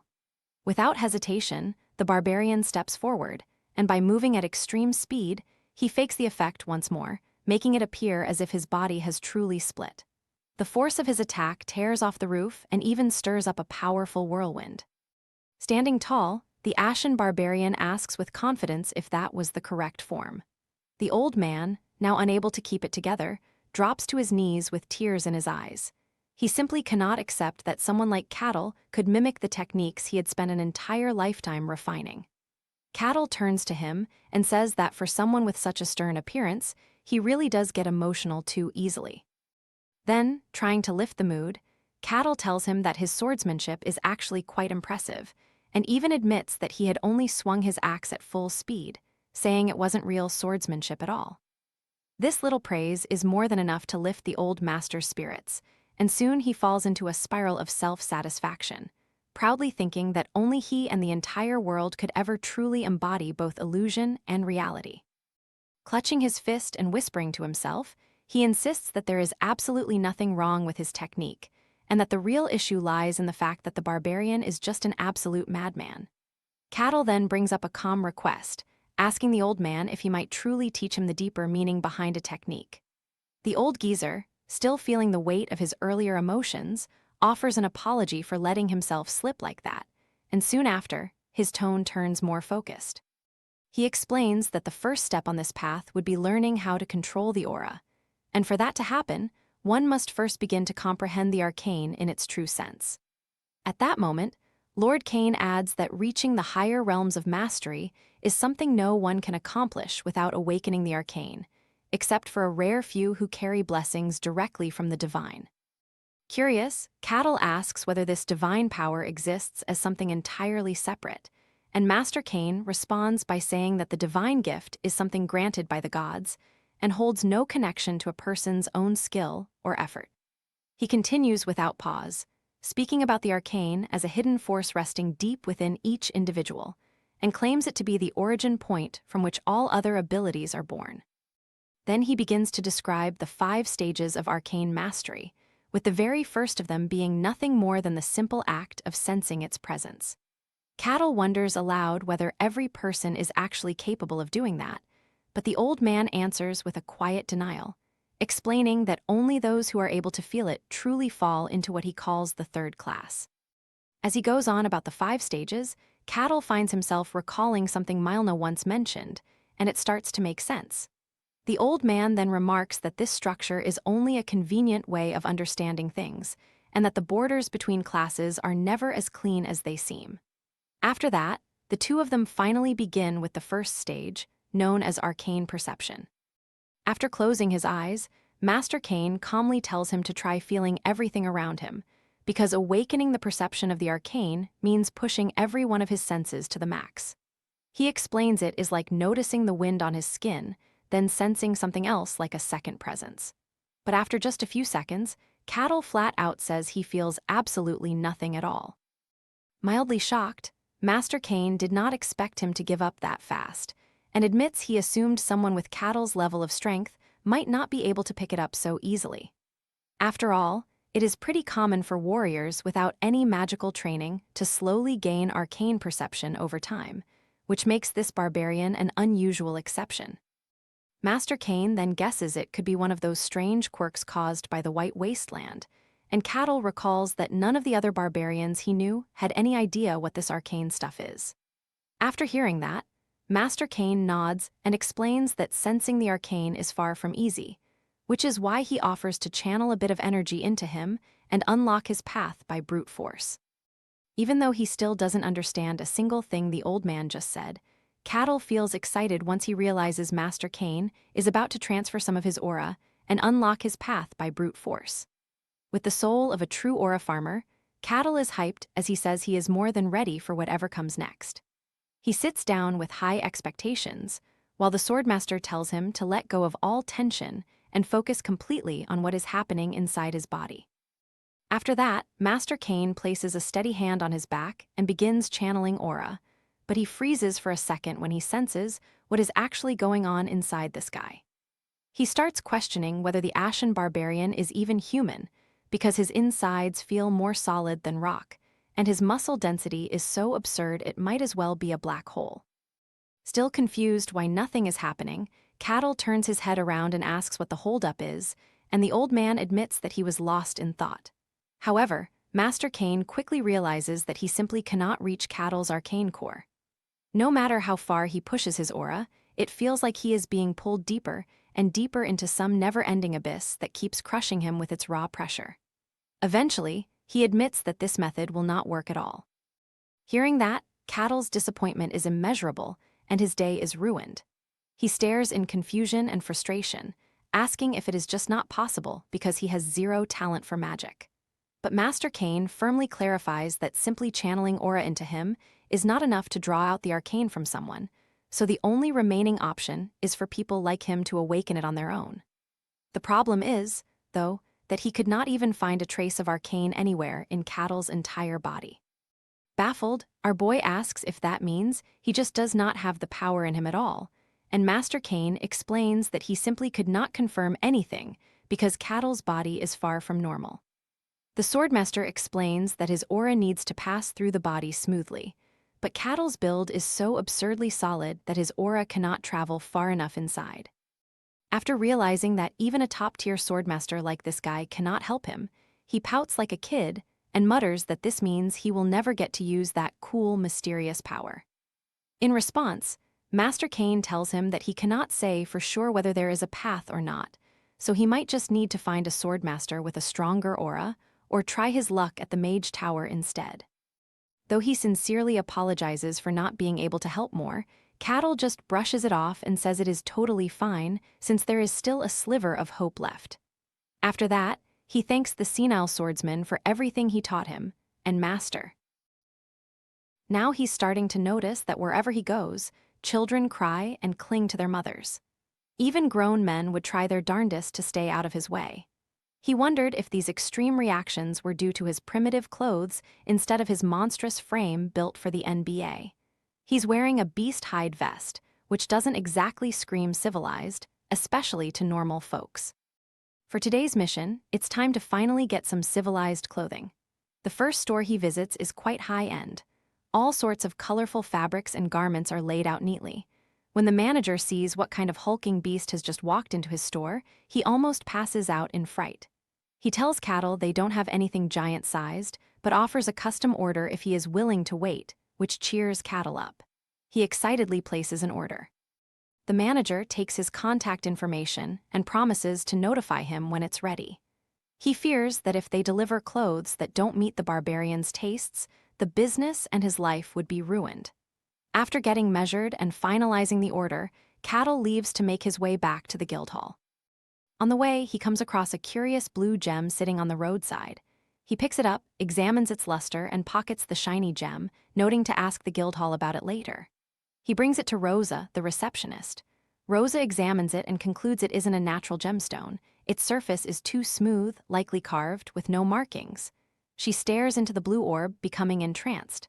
Cattle flicks his fingers, jolting Rosa back to reality, and asks if she is all right. Rosa doesn't notice the bizarre pull of the orb at first, but she can feel a strange energy emanating from it. She offers to have it appraised professionally, but Cattle prefers to investigate himself. He asks Rosa for the list of available jobs for the day, which are all menial tasks like weed pulling, potato digging, and cleaning. Other mercenaries would scoff, but Cattle is happy to take on novice jobs. He quickly blitzes through the list, gets his rewards, and retires to his room after another fulfilling day. Before calling it a night, he pulls out the mysterious orb and ponders it for a moment. As far as he could tell, Rosa looks like she is losing her mind over it in a hypnotic daze. Right then, he hears a disembodied voice beckoning him from inside the orb. He is suddenly transported inside his mind as the voice tries to lead him somewhere, practically showing him a map to follow. He thinks this is some kind of domination magic, and since he has nothing else to do that night, he decides to play along, putting his beast hide vest back on and following the directions, even though the voice is just being annoying. After wading through wild vines and traversing the outskirts of the city, he finds a hidden cavern. He smiles with amusement as he freely enters the maw with an unknown entity waiting on the other side. Unbeknownst to Cattle, he is being monitored as soon as he enters the dingy cave.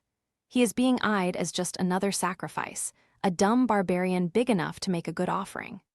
The magical skeletal freak on the other side of the surveillance is giddy at the thought of having his 10th sacrificial victim for the sake of resurrection.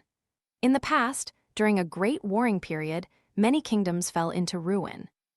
Behind all that destruction was an evil mage who manipulated and disturbed people's emotions. He controlled the minds of countless monarchs and ruled over their kingdoms. Eventually, however, his atrocities caught up with him. He crossed a line and was hunted down by the heroes. Before his downfall, he transferred his soul into a life vessel, becoming a lick. He became an undying soul tied to his vessel. The wickedly evil mage who once dominated the world had been biding his time, planning his resurrection. Since he needed many lives to sacrifice in the name of revival, he eventually settled in a remote fief. He began spreading bewitching orbs and lured unwitting victims. All these innocent lives fueled the monochore needed for his true revival. Once he descends, he plans to conquer the world using a great power stronger than ever. Countless years have passed, and his goal is steadily drawing closer to success. But he wondered why a barbarian would come to such a remote and quaint territory. This was supposed to be his quiet sacrifice farm. Creatures from the north don't usually leave their wretched nest. Nevertheless, with the barbarian's size alone, he would surely make a fine offering. The orb is enchanted with a special effect to lure those untouched by the arcane. This way, only ignorant and puny mortals would be affected. So the lick felt confident that the barbarian ensnared by his trap was just another ordinary soul with no arcane sense. A simple brute, he continued letting the barbarian follow the voice, eager to add another foundation for his glorious resurrection. Meanwhile, Cattle was just casually strolling in the dank hallways until he reached a wooden gate. When he opened that old door, he found the freaky skeleton mage trying hard to aura farm. Identifying that what stood before him was a real lick, Cattle almost burst with excitement. From what Cattle knows, those freaks were once mages who had reached the extreme. They are the ultimate fantasy villains. The barbarian was nerding out. Seeing as the brute didn't feel fear or even a little bit of apprehension, the lick felt a little uneasy. Now Cattle has an explanation and a culprit for the orb's luring prowess. The lick is starting to question his methods. He surely doesn't sense any arcane from the muscle head. This guy is supposed to be a normal barbarian.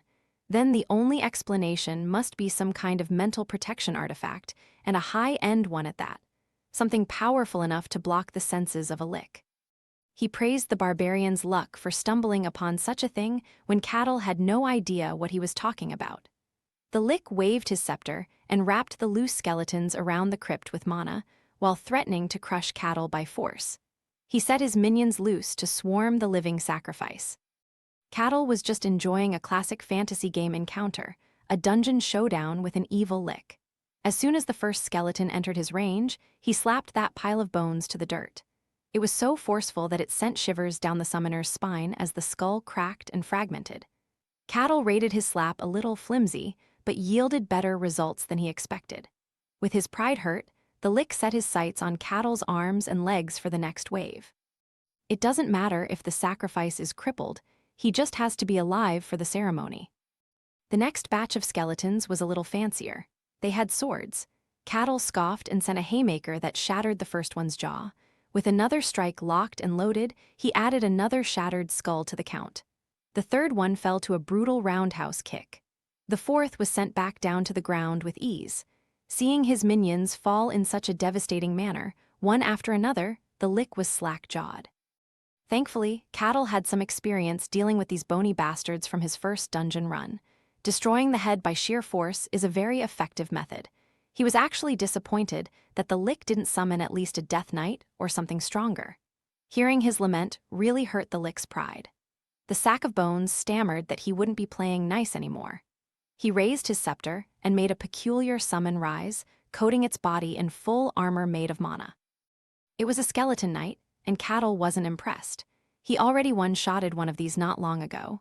Then, he tried to convince himself that maybe a skeleton knight made by a Lick would be different. As soon as the kill order was raised, the skeleton knight spurred into action. Cattle squared his fist and prepared for impact. The sword was swung midway through the charge, and Cattle is about to do a little durability test on the poor bastard. Disinterest was painted on his face as he punched a hole through the skeleton knight's supposedly sturdy armor. Just like the first time he had to deal with this kind of enemy, it was an absolute stomp.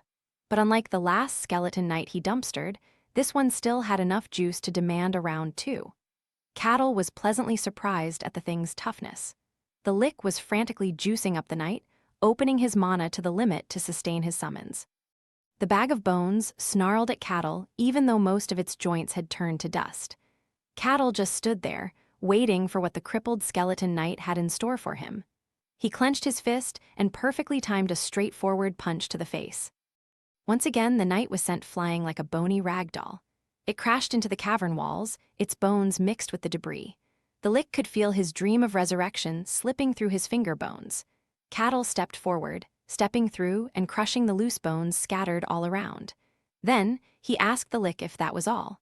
He was completely underwhelmed by the supposed fantasy world final boss. The Lick still can't sense an iota of arcane from the Barbarian. If this were due to an artifact, there should at least be some mana leaks. He was forced to consider that the man in front of him was simply built different. An absolute monster who could take down a skeleton knight with raw physical strength. In his countless years of existence, he had never seen something so absurd. Deeming Cattle worthy, the Lick prepared to take the Barbarian on himself. He urged the man to consider it an honor to feel the wrath of a Lick directly. The surrounding area darkened, and instead of feeling unnerved, Cattle was positively intrigued. He looked around and saw nothing but an endless void stretching infinitely. Being trapped in this zone of terror shall be the price he pays for daring to trespass upon the sanctuary with blatant disrespect. He said that as if he wasn't the one summoning innocent people by using the orb as a lure. The Lick also realized the stupidity of his threats. Everyone who ended up here had been victims of the scattered orbs. Cattle was no exception. The prideful Lick threw a tantrum, declaring himself a great and mighty sorcerer. The mastermind who brought down 5 kingdoms and clashed with ancient heroes, Cardo's Branulus Kessis. Cattle recalled the elf queen he met a few days ago. That girl also had a really long name. While he was busy thinking about long names, the Lick was cooking up a spell to turn him into a cornerstone of resurrection. A dark energy shot out from the scepter and forced itself upon his line of sight. His vision spun as he fixated on the rotating dark power. This is a spell that controls human emotions. It draws out negative feelings and traps the victim. It renders them paralyzed and mentally broken. It is a unique spell developed by Cardo's, a power that makes him nearly invincible considering how little mana it consumes. He was certain that a mere barbarian who couldn't even wield the arcane would easily succumb to such great magic. Cardo's was already thinking of what he should do next, now that it looks like the brood is compromised. Maybe he can capture this anomaly and study it a little bit before the sacrificial ceremony. Cardo's resummoned his skeletons to retrieve the dazed barbarian. When the lanky bag of bones tried to get close, Cattle sent the fool spinning into the stratosphere. The poor skeleton hit the cavern ceiling, its head crushed and pulverized upon contact. All the haze cleared from the barbarian's eyes, and the Lick was about to crash hard. Every summon he tried turned into just bone dust on the empty cave floor. He thought his mind control spell worked perfectly.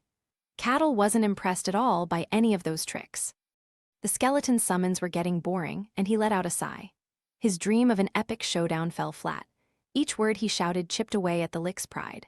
Cardo's believed humans were ruled by emotions, and that no matter how strong they got, they always hid a deep darkness inside. He saw his emotion control magic as an unstoppable weapon. While Cardo's was doubting his own craft, Cattle kept asking for flashy fireballs or magic missiles. He hates being compared to cheap spells. Fueled by hatred for the clueless barbarian, Cardos conjured a dark, formless wave that promised to swallow the world in chaos. That grand chant sparked a flicker of hope in Cattle, who wanted to see something truly legendary. When the murky wave peaked, it burst forward, aiming to devour everything. Cattle watched like an excited kid as the wave rolled toward him. The lick laughed wildly, sure of victory, but his celebration stopped when a black bile shot from his mouth and knocked him to his knees, drained and weak. Cardos had overexerted himself, using up almost all his mana just to stay alive. He thought it was worth it to watch the barbarian die a horrible death, but he'd spent his power for nothing. Cattle stayed upright, impressed but still wanting more. Even Cardos's strongest spell couldn't touch the strange barbarian. If a great hero took that attack directly, their mind would shatter into a million pieces. Cattle only felt a tiny tickle. Seeing the lick on his knees, Cattle drew his battle axe and took on the dark tricks head-on. It was his turn now. Cardos started making up another excuse, claiming the barbarian had come to the cave knowing who he was. Cattle had no clue what the lick was babbling about. The lick laughed like a madman, bragging about a non-existent intelligence network that supposedly tracked the barbarian. Cardos swore he would rise again, smash any blade, and rule the world like before. He'd heard rumors of a secret human breeding ground deep in the Empire, where only the best were raised. He figured this barbarian was a product of that program, trained to kill an immortal lick. Still, Cardos Branulus Kessis vowed to defeat the blade and overturn the Empire once more. Cattle thought the lick might have lost his mind. When everything failed, the ancient mage's soul left his vessel and tried to jump into Cattle's body, hoping to use the barbarian's mind as a new, powerful host. That was his only chance to survive, and the upside was huge. Once his soul swam into the unbreakable body, Cardos claimed the new vessel as his own. He entered the barbarian's mind palace and felt something terribly wrong, something he'd never seen before. The lick expected to see a mind carefully forged by the Empire, but instead found something completely different. Seeing what Cattle really was, Cardos realized even the Empire could never imagine someone like this man. His remaining soul was collapsing faster than ever. Cardos Branulus Kessis uttered a final, confused word. Outside, Cattle didn't even understand what had just happened. He only saw the lick drop dead before he could strike back. He watched the fight passively, curious about what a fully evolved mage could do, but concluded liches weren't that impressive here. Anyway, another dungeon cleared, so there should be a reward. Cattle picked up the lick's scepter, wondering if he could use it for magic. He fiddled with it, and the crystal core gave out. He slipped the power engine into his pocket like loot. Then he checked the vase that held Cardos's soul, grabbed it, and made a note to ask Rosa to appraise it. With the scepter and the vessel, he felt satisfied. Before leaving, a strange magic circle on a wall caught his eye. He thought there might be a hidden room behind the creepy painting, so he pressed against the wall. He broke through the sturdy wall and found a hidden sacrificial chamber filled with unconscious victims. He expected extra loot, not a room of souls lined up for sacrifice. He tried to see if they were awake, even called out, but they stayed silent. Not knowing what to do, he headed back to the guild to report it. By the time he entered, the sun was up. Unlike the first few days, Rosa the receptionist greeted him warmly, not with weird looks. He mentioned he had some things to deal with, which piqued Rosa's curiosity. Cattle told her he'd just finished uncovering the mystery of the orb he showed her yesterday. He gave her the full rundown of what happened in the hidden dungeon, and she thought he was joking. Rosa knows there are only 5 liches in the world, so she doubted the cave could hide one. To prove him, Cattle pulled out the vase that had been Cardos's life vessel. It gave off an ominous vibe, and the crazy guy wanted a normal receptionist to appraise the cursed object.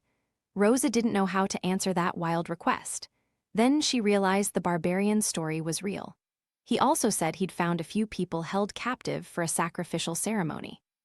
If the barbarian keeps doing stuff like this, Rosa might die young. He thought about rescuing them, but their minds were gone, so a professional should check them. She noted a rise in disappearances in the area. If the lick was behind it, that's way beyond a receptionist's pay grade. She needed to call someone right away. The first captain of the guards burst into the guild as soon as he heard about the lick. He found the barbarian sitting at a table, making the furniture look kid-size.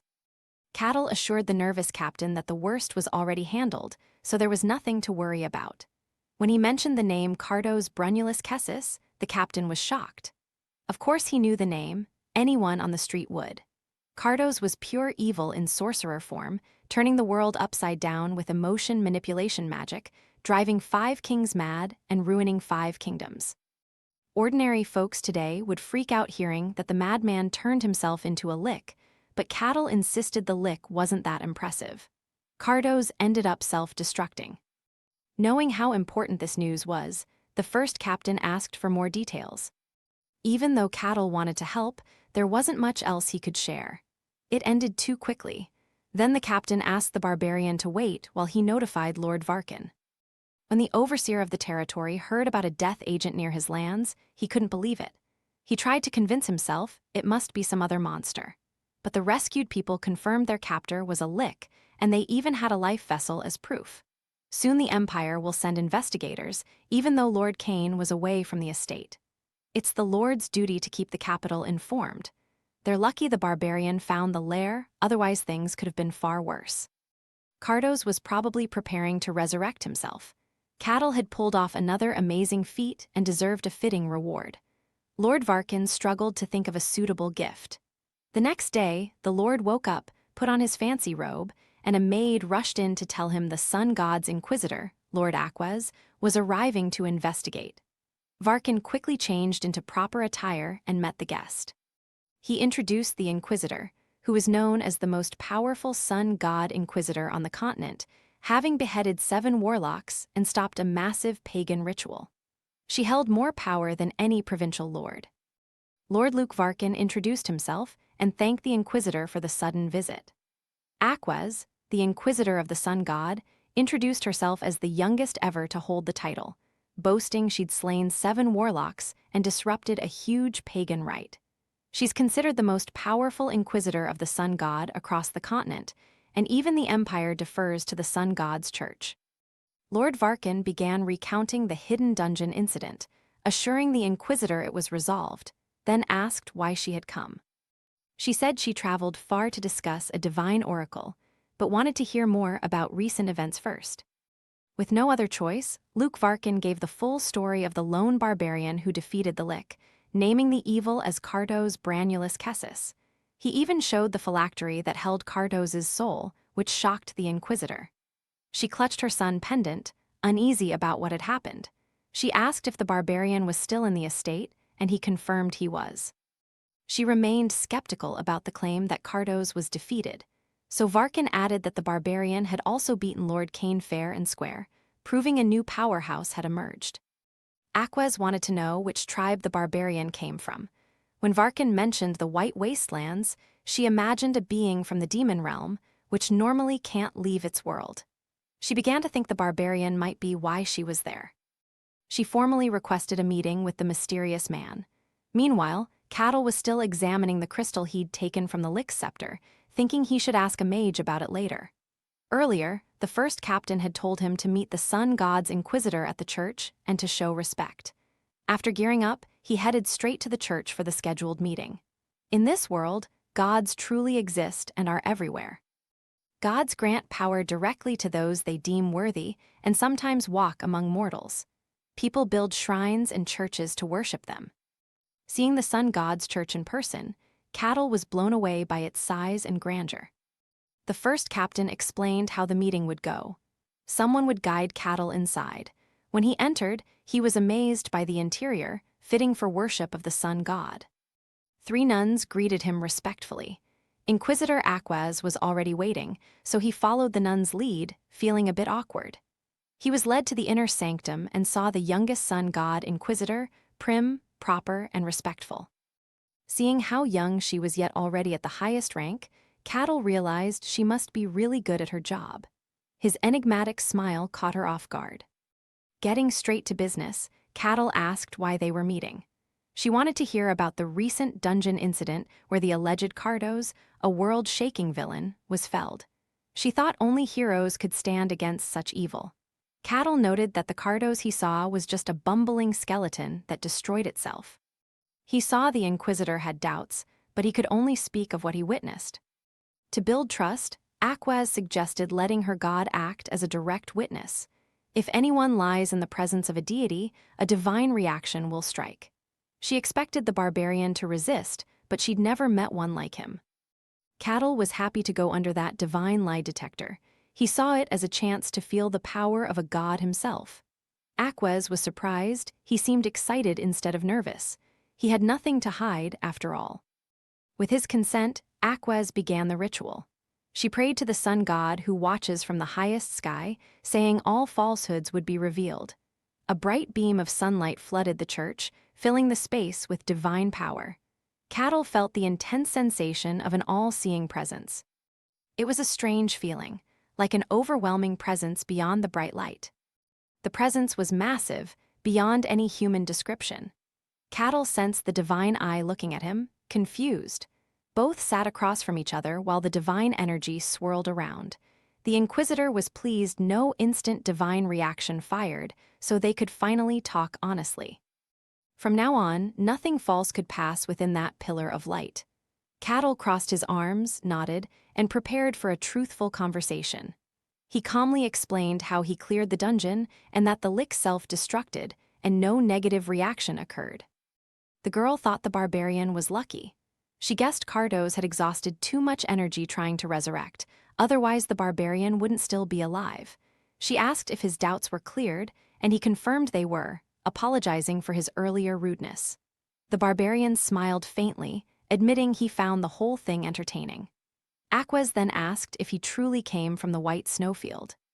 He answered directly that he was indeed from those frozen lands. She asked again to confirm, and he repeated his answer. That shocked her, because it meant he might be from the demon realm and could be the legendary gray barbarian from ancient emperor tales. He then turned the tables, asking why she had come to the territory. She said it was a personal matter. Cattle's expression grew serious as he asked if her personal matter was just to test whether he was an unclean being. She tried to hide the truth, claiming she didn't understand his implication. He noted that it seemed excessive for a god to watch just to catch a lie. She realized she couldn't deny him because no lie could survive the god's eye and admitted he was right. He asked if this had been her mission from the start. She denied it, explaining the barbarian wasn't her original target. She revealed an oracle from the sun god had led her here, and she briefly suspected the barbarian might be the one mentioned in the prophecy. She apologized again for hiding her true motives, and he responded calmly, saying it was fine and that he found the whole situation interesting. Cattle then asked what the oracle actually said. She felt conflicted because the information was highly confidential, but she still shared the message, though it remained hidden from us. Our boy looked slightly shocked at what he heard, and the scene cut. The next scene showed the girl near a church window when footsteps approached. She turned to see the lord of the territory, who gently asked if she seemed troubled. She replied softly that she had met the barbarian, and after meeting him, her thoughts were even more tangled. She explained she was now certain the barbarian came from the white snowfield of the demon realm. Lord Barkin was visibly shocked. Aquez added that while the barbarian's origin from the white snowfield was confirmed, no intelligence had ever come from that region before. Internally, the Lord wished the barbarian's connection was just a rumor, because if it spread, the whole world would shake, especially the emperor who wanted to explore the white snowfield. If the emperor acted, chaos would be unimaginable. The girl reassured him not to worry, saying they would handle the lick matter themselves and keep the barbarian's existence hidden. The Lord felt slightly relieved and asked if all snowfield barbarians were like cattle.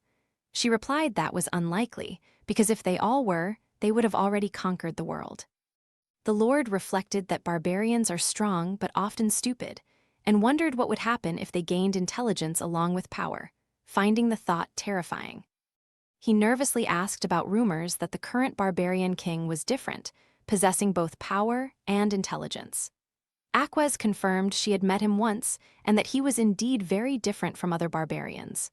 The Lord grew troubled, thinking it would be fascinating if Cattle and the barbarian king ever met. The girl immediately denied that, admitting she didn't feel the same.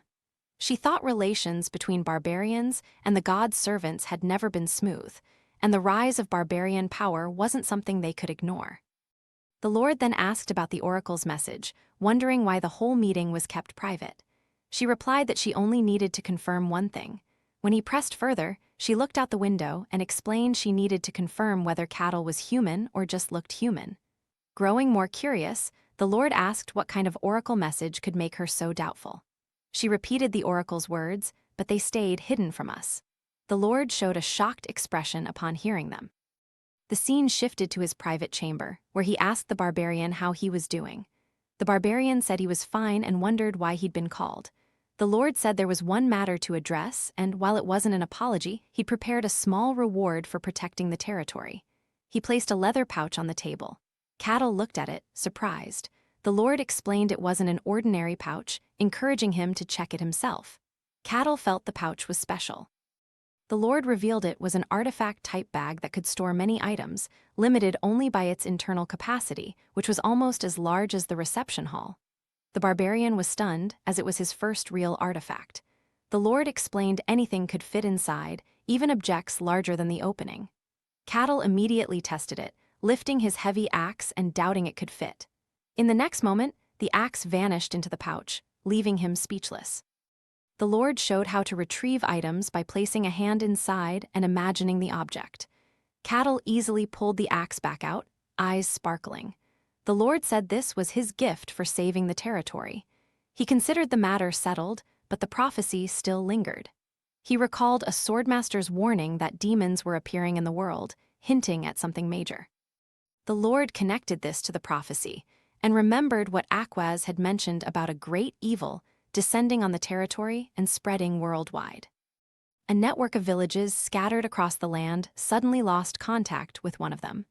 At first it seemed minor, but when a neighboring village sent people to check, they never returned. Guards sent later also disappeared. The Lord realized something extremely dangerous was happening. Later, at the mercenary guild, Rosa told our boy that Lord Barkin had sent an urgent request to investigate the missing village. The task was simply to go there and confirm the situation, but the pay was unusually high. Cattle liked the mission and accepted right away. A gathering was soon held, and a priestess also arrived as a participant. When our boy saw her, he approached, and she looked visibly surprised to see him. He was wearing a newly made custom outfit, which the priestess immediately noticed. He explained his old snowfield clothes were worn out, so he'd ordered a new design. She asked if he'd accepted the mission, and he confirmed, saying there was no reason to pass up such an interesting task. She thought the barbarian was truly unusual. He asked why she was alone, noting her usual companions Tyrannus and Casson were missing. She guessed they might have rejected the mission after seeing the details. Scanning the crowd, the barbarian saw far fewer participants than expected, less than 10. He had assumed a high-pay mission would attract many mercenaries. The priestess explained that despite the good pay, the mission was somewhat dangerous. She revealed a rumor that guards sent to the village never returned, making it more serious than it seemed. Still, Cattle pointed out the attendance was unusually low. She hesitated, then shared another rumor involving Lady Aquaz, which surprised him. It turned out Aquaz, a heretic inquisitor of the sun god, was also on the mission. Very few mercenaries dared work with her, and the priestess admitted she feared the girl might suddenly kill her. Cattle reassured her that nothing like that would happen, describing the inquisitor as polite and kind. When the priestess asked further, he confirmed she was his friend. The priestess struggled to accept that a heretic inquisitor and a barbarian could be friends. At that moment, Cattle stepped forward and greeted the girl, saying it was good to see her again. Aquaz responded coldly, implying she didn't remember ever becoming his friend. He laughed and suggested they could become friends now. The inquisitor ignored the suggestion, shifting her attention to the priestess and asking if the priestess was also a follower of Lady Calrasia. Our boy was surprised she knew the priestess. The girl then asked why the priestess was there, noting that Calrasia's followers were supposed to be on a rest period. Only high-ranking members should be active now. She quickly withdrew her suspicion, realizing she couldn't possibly know every detail of every religious group. At that moment, the guard captain arrived with his soldiers. Our boy recognized him instantly and greeted him cheerfully. The captain formally welcomed all participants, confirmed everyone's presence, and announced it was time to begin the mission. The group started moving forward, and the atmosphere felt like the start of a raid. He looked at the Inquisitor and asked if her moving now meant the predicted time had arrived.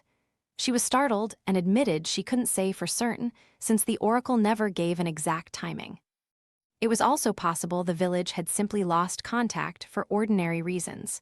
The barbarian smiled and replied that the possibility still remained. Eventually, the group reached the location. Cattle and the priestess pause, totally stunned by the sight. A quiet, peaceful village spreads out in front of them.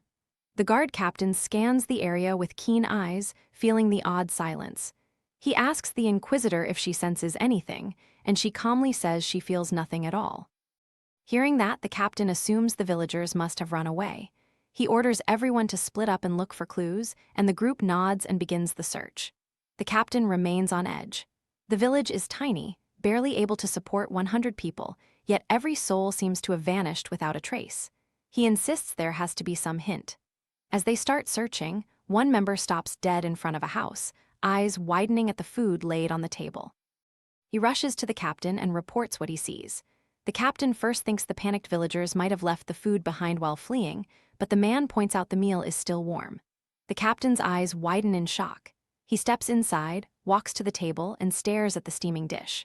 Contact with the village was lost days ago, and earlier investigators never returned. He asks if there is any sign of the villagers, but receives a firm no. No escape marks, no hiding spots, no tracks at all. Still, he tells them to keep searching.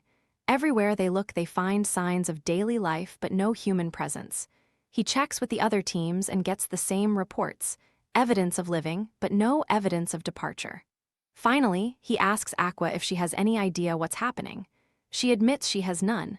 He then turns to our boy with the same question, but the boy also has no clue. The captain feels frustrated by the answer, and our boy suggests they ask someone who might actually know. His suggestion catches the captain off guard. Our boy points out that they aren't alone and that another figure stands among them. The captain's heart jumps as he glances at the barbarian, confused. Our boy explains that an unfamiliar presence has appeared since they arrived, and he suddenly points to a woman in the crowd who isn't part of their group. The mysterious woman offers a faint smile, impressed that our boy saw her despite her flawless disguise. Cattle replies that it's only natural to notice when a stranger suddenly appears before you. The woman lets out a light laugh, noting that usually no one recognizes her, not even the sun god's Inquisitor, who missed her. She points out that the barbarian shows no sign of any strange awakening and demands to know who he is. Before our boy can answer, the guard captain shouts for everyone to fall back. With a worried look, Aqua whispers that she still feels nothing, no presence at all. The captain and the priestess are both shaken to the core. If even the church's top inquisitor can't sense this being, then there are only two possibilities. Either it isn't a creature of evil, or it's such a high-level evil that it can't even be detected. The strange woman clicks her tongue in disappointment, admitting she had hoped to quietly follow them and scout the area. Then her face twists as she begins to shift into her true form. After the transformation, she flashes a wicked smile and declares she will take the barbarian to hell as her slave. The demoness reveals her terrifying true shape and unleashes a massive, destructive sphere of purple energy. Everyone watches in shock as she floats in the air right before them. The guard captain shouts for everyone to run and save themselves, but the group quickly realizes escape is impossible. They are trapped inside a transparent magical barrier. They try to break it by force, only to find the area now under her absolute control, and no one can escape her grasp. With a wicked smile, she declares that everyone here has become her prey. Trembling with fear, the priestess admits this entity is a named demon, one of the most dangerous types of demons. She prays desperately to her god to free them from this nightmare. Cattle gently pats her head and calmly reassures her that he's with her and won't abandon her. He then asks what a named demon actually is and how it differs from others. With a shaking voice, the priestess explains that most demons are weak fragments, but some are true original beings born from deep darkness that choose their own names. Even the weakest named demon can destabilize an entire kingdom and plunge it into chaos. Our boy realizes the demon before them is one of those terrifying entities. By noting the distinctive horns, the priestess identifies her as Asura, a legendary demoness who caused massive destruction centuries ago. The barbarian asks if the barrier can be broken by force, and the priestess answers in despair that it is impossible. The area is now the demon's domain, and only defeating her could end it. Suddenly, when the boy touches the barrier, it begins to crack and crumble. He laughs quietly, deciding to watch the scene a little longer. The priestess stares in shock, but he smiles and tells her not to worry. Meanwhile, the demon girl turns to the Inquisitor, mocking her inability to see through her tricks. She reveals that the signs of life in the vanished village were just an illusion, a demonic scheme to trap them. She calls the villagers vile and despicable, but Asura remains unfazed. The boy watches all this while munching popcorn and wearing his three-dimensional glasses. Aqua reflects that summoning a named demon into the physical world requires an enormous sacrifice of souls, and a single village should barely be enough. Turning an entire territory into a demonic domain without detection should be nearly impossible. She is shocked at how the demoness managed to enter this world unnoticed. The demon girl replies mockingly, refusing to reveal her secret. Enraged, the Inquisitor condemns her as vile evil that defiles holy land.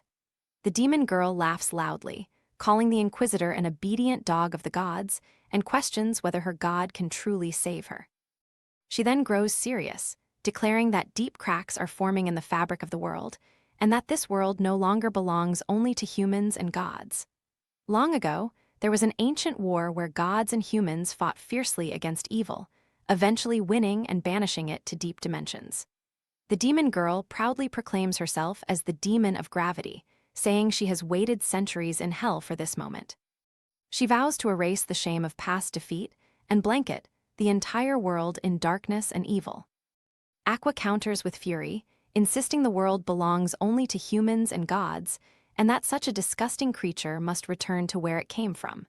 She begins a sacred ritual, calling upon her god, and a massive pillar of brilliant golden light engulfs her as she transforms into a divine warrior. Watching the transformation, our boy realizes it's true that the enemy never attacks during a transformation. When the change ends, the girl stands clad in divine golden armor, looking like a full-on holy knight. Asura finds the transformation amusing and summons a massive crystal scythe. After both finish gathering aura, the fight finally starts, and the Inquisitor charges forward at incredible speed. They collide violently, releasing a massive explosion of energy that shakes the ground. After the blast, both are thrown backward. The demon girl remains standing confidently and comments that battles should be fought with dignity and respect. The demon mocks divine hunters for not knowing the rules of combat. The Inquisitor glares at her with intense fury, plants her feet firmly, and launches herself forward at full speed again. The demon stands completely fearless, then vanishes in an instant, leaving only an afterimage. Unable to track her movements, our divine girl is outplayed. Suddenly, the demon appears behind her, and she barely manages to react in time, blocking the attack with her shield as sparks burst from the impact. The demon smirks and signals that she is about to crush her opponent.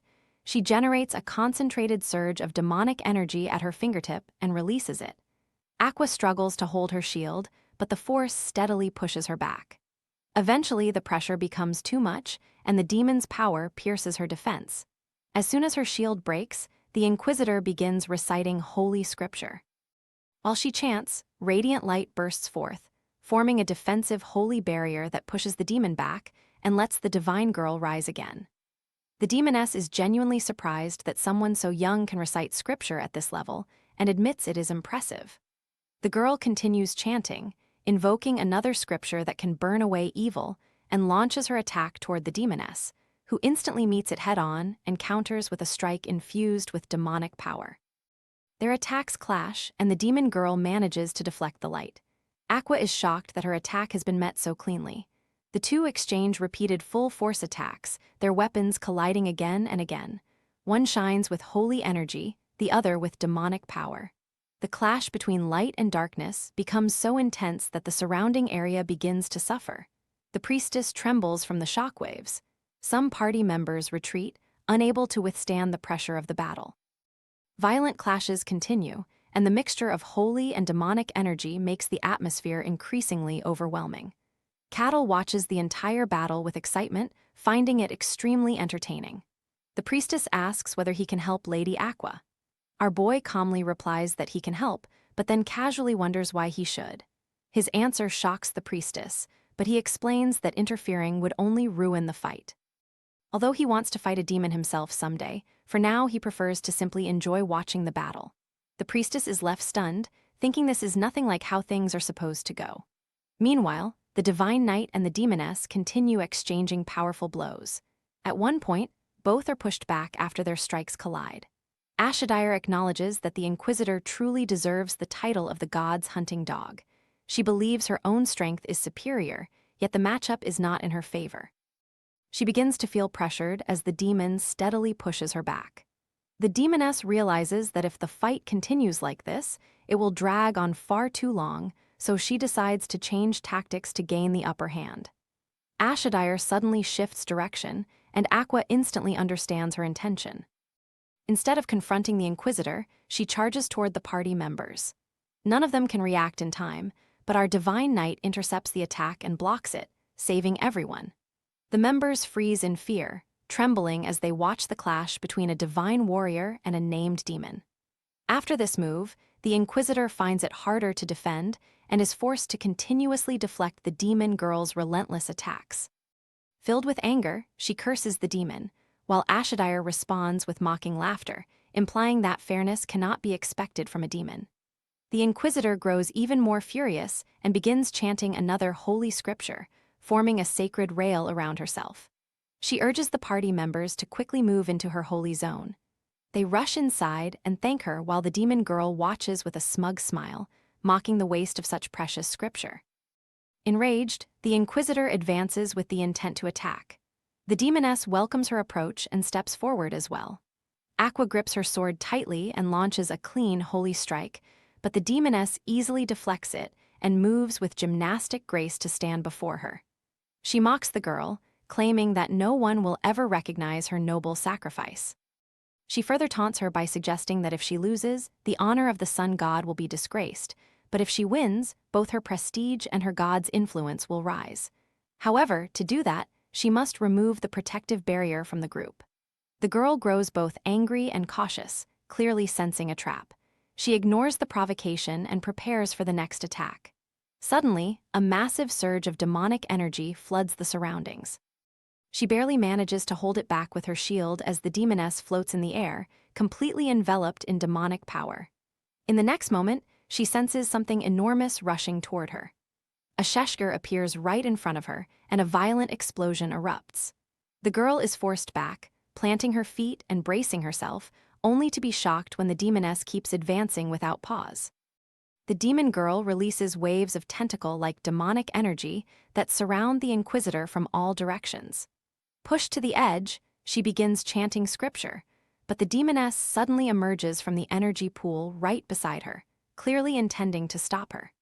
She slams Aquas into the ground and covers her mouth to interrupt the chant, then raises her weapon to deliver a killing blow. The girl barely lifts her shield in time to block the attack, but cracks spread across it, and defending becomes nearly impossible. With a smug smile, the demoness shatters the shield completely, flicks her finger, and unleashes a massive surge of demonic energy. The Inquisitor is bound in chains of power and struck directly. She screams in pain as her holy barrier collapses. The party members tremble in terror, knowing they can't survive long without her shield. Noticing this, the demon girl laughs cruelly, announcing she will have them all for dessert, but first she wants a taste of the noble god's hunting dog. Just as she is about to strike, a voice tells her to stop. It turns out to be our boy Cattle. He tells her that enough is enough. The demoness is shocked, unable to understand when he appeared or how she failed to sense his presence. In an instant, he grabs her and effortlessly throws her into the air, causing her to crash violently into the ground. He then reaches out to the Inquisitor and asks if she is all right. However, the girl cannot respond, lost in thought as she recalls that this is the same warrior who defeated Swordmaster Cain. Meanwhile, Ashadire's rage explodes as her eyes turn blood red. Both the Barbarian and the Inquisitor turn toward her as she rises from the ground. She angrily insults our boy, furious that he dared to interrupt her meal. He stands calmly with folded arms and states that the Inquisitor is his friend and he will not let her die. The demon girl declares she intended to turn him into her toy, but he immediately responds that he has no intention of becoming her plaything. Smirking, she raises her weapon and declares that he should die for that. The Inquisitor tries to stand and urges the barbarian to retreat, warning that he cannot defeat the demoness. Our boy calmly replies that he is strong enough, but she insists that strength alone is meaningless. Only divinity can banish a demon. It's a law that has existed since gods and demons came into being. Moreover, this is a demonic domain where only gods can stand against a demon. Our boy thinks for a moment, then remarks that she does not look fit to continue fighting. The girl responds that she serves her god and must stand against the demoness no matter what. Impressed by her dedication, he gently places a hand on her head and praises her resolve. Then, casually stepping forward, he tells her to leave the rest to him. The girl is left speechless as he admits he has always wanted to fight a demon. Asura lets out a soft laugh, doubting that he can defeat her, but our boy responds mockingly, implying she is welcome to test it. Licking her lips, she agrees that it will be fun. In the next moment, she steps out of the rift and appears right in front of Cattle. The Inquisitor stares in shock since she didn't expect her to strike so quickly. However, before she can even reach the barbarian, he clenches his fist and, at lightning speed, delivers a sharp punch to her head. The demoness doesn't even get a chance to react, and her head is blown clean off. This sight leaves the Inquisitor completely frozen.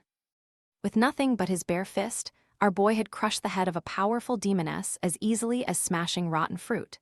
Moments later, he notices movement in the demoness's body. Dark energy violently swirls around her neck as her head begins to regenerate. He smiles faintly, noting that her head grows back even after being completely destroyed.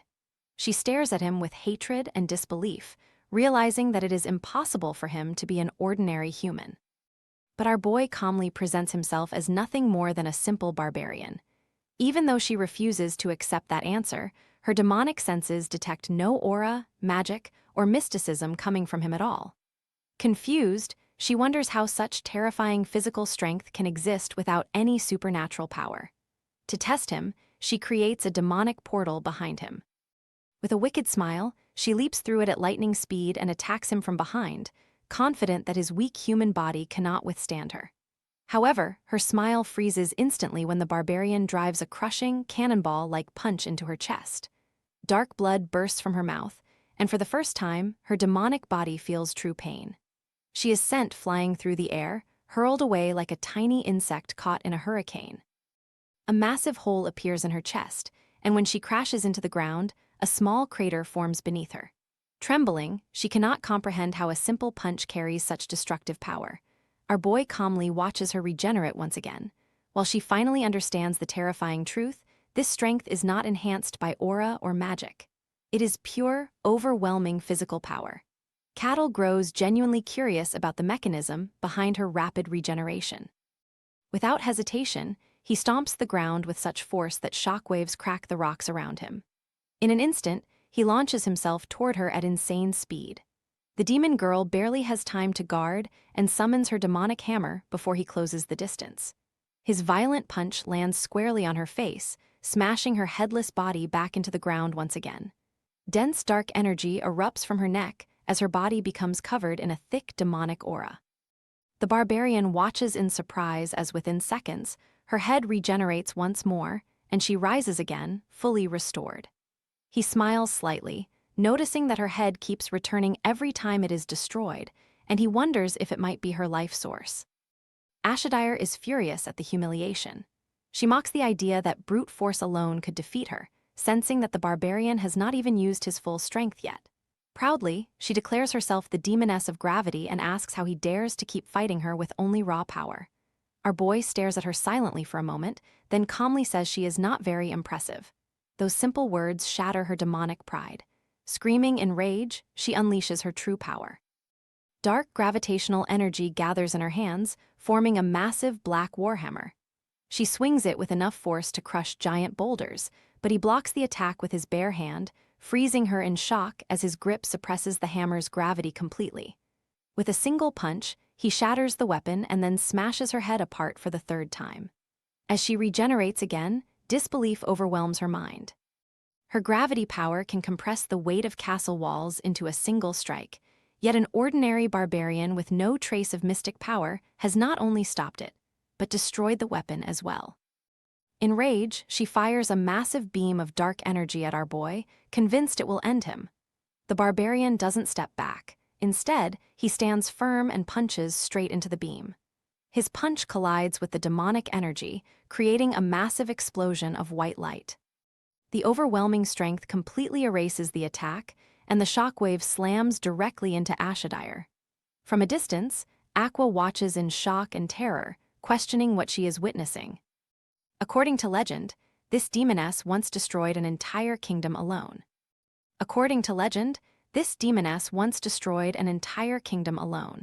Yet now the same legendary demoness is being brutally dominated by bare fists. Despite his overwhelming assault, our boy notices that her body continues to regenerate. The demon girl hears this realization and lets out a cunning smile. It is the first time in her life she has faced such pressure. She admits he is overwhelmingly strong and asks again about his true identity.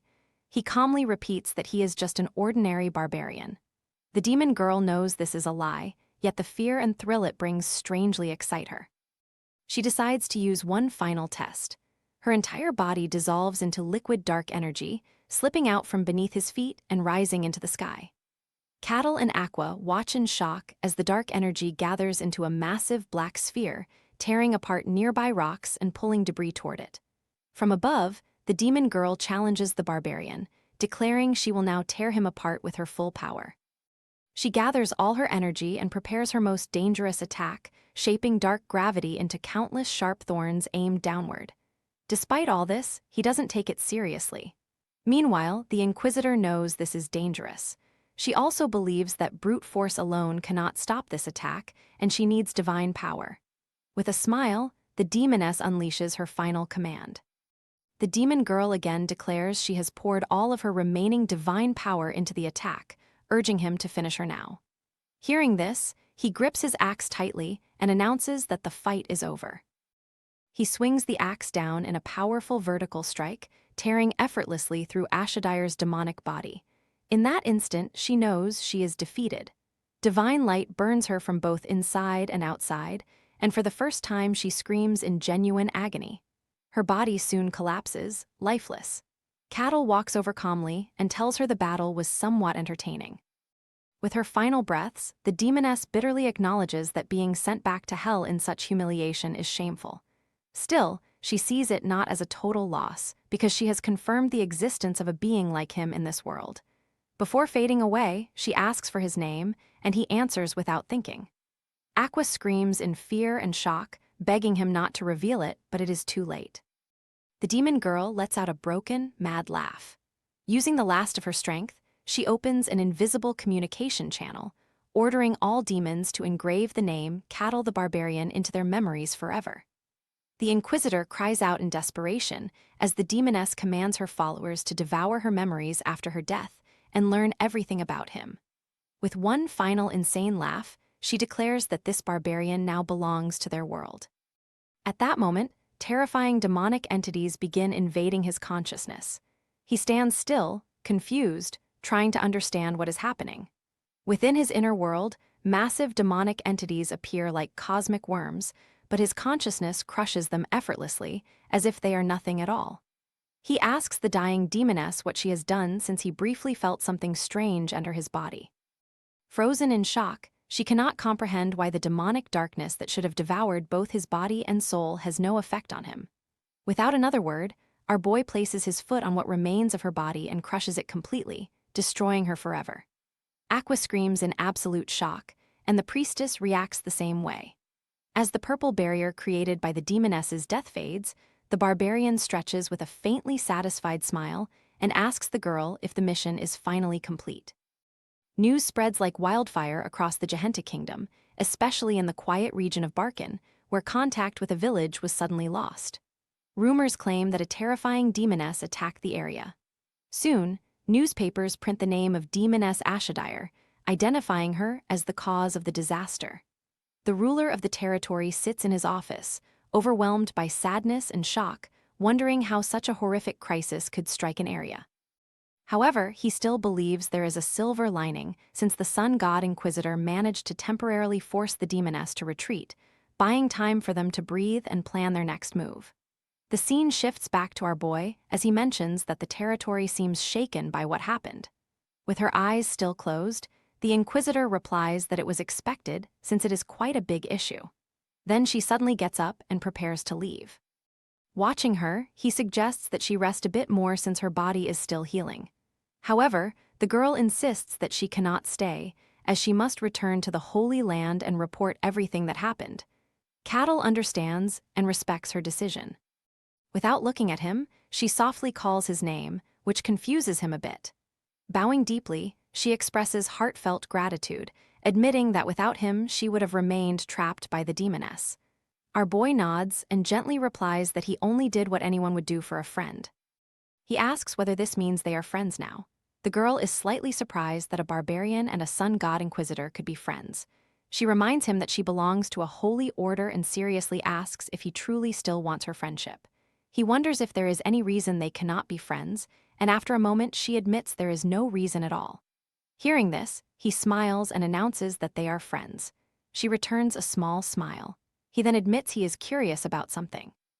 When she asks what, he questions whether it is true that one should never reveal their real name to a demon. She nods and explains that demons use names for a special magic called branding, which places an invisible dark mark on a person's soul. This mark acts like a beacon, attracting other evil entities, turning the person into constant prey unless the mark is erased through an ancient baptismal ritual or death. He asks if he has fallen victim to this marking. She reassures him, explaining that he is lucky and bears no mark. However, she warns that his name is now known to the beings of hell and they can recognize him. Without a mark, they cannot locate him unless he meets them face to face. Internally, she knows he has been identified as a target, but since hell has no way to track him, it does not seem an immediate threat. He thinks back to the battle and notes that despite his strength, he could not completely kill the demoness with physical force. She explains that demons are fundamentally different from normal creatures. Their nature is mysterious. She recounts that the gods first created humans and gave them life. Humans were foolish and instinct-driven, yet the gods did not interfere in their world. Later, beings from another dimension invaded and slaughtered humans brutally. The gods descended to the earth, confronted these beings, named them demons, and sealed them back in their own world. With divine help, human civilization found peace and began to progress. Over time, for unknown reasons, demons began interfering again. Because demons can only be defeated by holy divine power, the gods granted fragments of their power to loyal followers so they could face this renewed threat. Our boy finally realizes that demons cannot be completely destroyed because they originate from another dimension. The girl confirms this, explaining that since this world is not truly theirs, pure physical strength alone cannot affect them fully. The barbarian worries that if such beings continue to appear, it will be dangerous for everyone. The girl explains that high-ranking named demons do not enter this world easily, but recently disturbances have occurred and dungeon cycles have become abnormal. It seems the sealed demon world has begun influencing this realm, as more evil souls are gradually appearing. She adds that these changes began exactly 1 year ago. Cattle's eyes widen as he recalls that this was the same time he started his final quest in the snowfield. After their long conversation, the girl thanks him once more and says she must leave. She invites him to visit her order someday, assuring him that he will always be welcome there. He smiles and agrees that he will visit. The scene fades as the carriage slowly moves forward. Inside the carriage, the girl thinks her body has not fully recovered, yet she must report everything to the saintess. Her thoughts drift back to our boy, and she wonders why the sun god never revealed any prophecy or sign about such a mysterious and powerful barbarian. Elsewhere, in the grand palace of the empire, we see Master Cain walking through a lavish, ornately decorated corridor. He is completely exhausted after his long meeting with the emperor. Just then, a voice echoes through the hallway, casually remarking that he looks especially worn out today. He immediately goes on alert and turns around to notice a man with long black hair. The old man recognizes him at once. He is the Grand Master of the Magic Tower, where the world's most powerful mages and mystics gather. In a composed tone, the Tower Master wonders why the old man is here. Kane explains that he has come to submit a detailed report on his recent mission. Hearing this, the man asks if he is talking about the reconnaissance mission to the demon world, specifically to the region known as the Forest of Silence. He asks what that place was like. The old man's expression darkens instantly. He describes it as completely unnatural, a place that defied everything they know about the world. Just like its name, you can't hear a single thing in that forest. To make matters worse, mystical detection also doesn't work. Even when he tried shouting, they couldn't sense a single vibration. In that silence, all of their soldiers started disappearing one by one. He describes the place as loathsome and cursed, and he wonders why the emperor is so desperate to conquer the demon world. The Tower Master replies that they can't understand the minds of those in power, yet he too is deeply interested in that world, as its secrets fascinate him. However, the old man does not share the same interest and admits he would like to stay away from it. Before he can say anything more, the Tower Master suddenly raises his hand and snaps his fingers.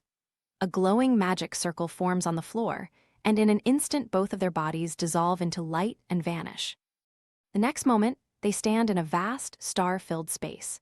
The old man immediately recognizes it as spatial magic and asks what the other is trying to do. The man smiles and casually asks whether the old man encountered a special person during his mission. Kane's expression freezes. He realizes the Tower Master placed an observation spell on him and asks when he did it. The man laughs and says he did it during their last meeting, since observing others is one of his favorite hobbies. The old man sighs and asks what more he wants to know now that he has seen everything. The Tower Master shifts the topic and asks for his opinion of the barbarian from the white snowfield. The old man admits he is not entirely sure what to make of that barbarian. Hearing this, the Tower Master casually adds that this same barbarian displayed enough strength to defeat a seasoned swordmaster, and even crushed a powerful being like the Lick Cardos as if it were an insect. The old man is stunned, since he didn't know that Cattle was the one who defeated the Lick. The Tower Master explains that this has not yet been officially confirmed, but rumors have already spread throughout the Magic Tower that Cardo's resurrection failed. He adds that he personally visited the Lick's lair to pay his respects, as the Lick was one of the few friends he had left. Kane is surprised to see that even someone like the Tower Master can feel sadness. The Tower Master leans back and says that after living forever, you end up needing friends. He then mentions offhand that they didn't find any valuable artifacts in the Lick's lair. The old man grows suspicious and asks if all the artifacts were already taken when the Lick died. The Tower Master replies that most were recovered, but the most precious one is still missing. He then asks if the old man really believes the barbarian beat Cardos by himself. The old man answers quietly that he does, and says that if it was that man, such a feat is possible. Hearing that, the Tower Master fixes his stare on the old man and asks why he hasn't told the Emperor about the barbarian. The old man replies coldly that there is no reason to. He says the Emperor is already sending talented people into the demon world like disposable tools. He adds that if the Emperor finds out, a violent clash between them will be inevitable. One is a barbarian who follows only his own will, and the other is an emperor who wants to control everything. A war between them would set the whole kingdom on fire. The Tower Master finds the idea interesting and asks if the barbarian could take on the entire empire by himself. After thinking, the old man admits the outcome is uncertain. He also says that when he met the barbarian, he felt the same presence he felt the first time they met. This even surprises the mage, who wonders if the barbarian belongs to the legendary hero class. The old man says it is too early to decide, but the Tower Master has already made his plan for the barbarian. The scene shifts to the crowded streets of the Barcan territory. A woman walking ahead suddenly trips and almost falls, but the boy reacts instantly, steps forward and catches her before she hits the ground. He calmly tells her to be careful and checks that she is okay. Usually people run away in fear when they see him. This time, the woman politely bows her head, thanks him, and keeps walking. He stands there for a moment, a little confused. He looks around and sees that no one is staring at him like he's some kind of freak. For the first time, it feels like people aren't scared of him, and he doesn't understand why. In his office, the Lord of the Barcan region welcomes the boy. He asks if he feels better now that he barely escaped a demon's brand. The barbarian calmly says nothing serious happened, then admits he doesn't really know what the brand is. The Lord listens and thinks that he always knew the barbarian was strong, but beating a demoness is on another level. He stops himself from dwelling on that and explains that things around cattle seem to have changed. When the boy asks if he means the people of the territory, the Lord nods. He says the change is probably because rumors are spreading everywhere. The guards and mercenaries who survived the incident have started talking openly. According to the rumors, after Aquas fell and everyone collapsed, only one man stayed standing. When the survivors opened their eyes, they saw his axe shining with divine light. People began to believe the Inquisitor gave him her divine power. Since then, they speak of him as the one who fought the demon alongside the girl. The boy finally understands how things got to this point. The Lord apologizes, saying that by the time he tried to clear the rumors, the story had already spread across the whole territory like wildfire. Cattle calmly replies that it doesn't bother him. Now it makes sense why people aren't afraid of him. Lord Barkin agrees and says people now see him as someone who stands against demons. The barbarian thinks for a moment and realizes that this is what reputation really means. Later, at the Mercenary Guild, Rosa greets him with a smile and congratulates him on his promotion. He is stunned to learn that he jumped 3 ranks at once and is now officially a C-rank mercenary. The receptionist explains that he earned something worthy of such a promotion, and the news makes him happy. She adds that his new mercenary tag will be custom-made, so it will take some time. From C-rank onward, mercenaries are officially certified by the guild, meaning others must treat him with proper respect. She also mentions that this rank gives him access to most capital cities and churches, except the imperial capital. Hearing all this, he comments that the empire seems quite strict. The girl says that getting into the imperial capital is decided entirely by the nobility. In truth, no one really knows what lies inside, because everything people hear comes from scary rumors. These days, the capital feels even more mysterious than the demon realm. Hearing that, the boy realizes just how enigmatic the imperial capital truly is. Rosa then clarifies that he can now accept almost any request. He can even enter rank dungeons if he joins a team. He nods with a smile, thinking that he will now have access to many kinds of missions. Elsewhere, Tyrannus lifts his drink and admits he never expected things to turn out this way. He asks if everything is really over. The boy explains that the credit for defeating the demon belongs entirely to the Inquisitor, who personally confirmed the area is now safe. When he hears that the demoness has been defeated, the man lets out a relieved breath. Cassin praises the Inquisitor, calling her exceptional because she defeated a demon on her own. Meanwhile, the priestess thinks to herself that she never lost consciousness that day. She witnessed everything. The way the barbarian crushed the demoness in the real fight is something no one could ever forget. In her mind, Aquas only arrived at the end and took the final bite of an already finished meal. The real work was Cattle's. Cassin asks him what he plans to do now after his promotion. The boy replies that nothing will change and he will keep doing his work as usual. The man praises his humility, thinking how grounded he remains even after fighting a demoness. At the same time, the priestess silently screams in her thoughts, warning him not to be fooled because this barbarian is not a human. The barbarian then asks about their plans. Cassin says he is still F rank and has no clear direction for now. He admits he once planned to live like a parasite until he died, but after seeing him, he now wants to live his life with full effort.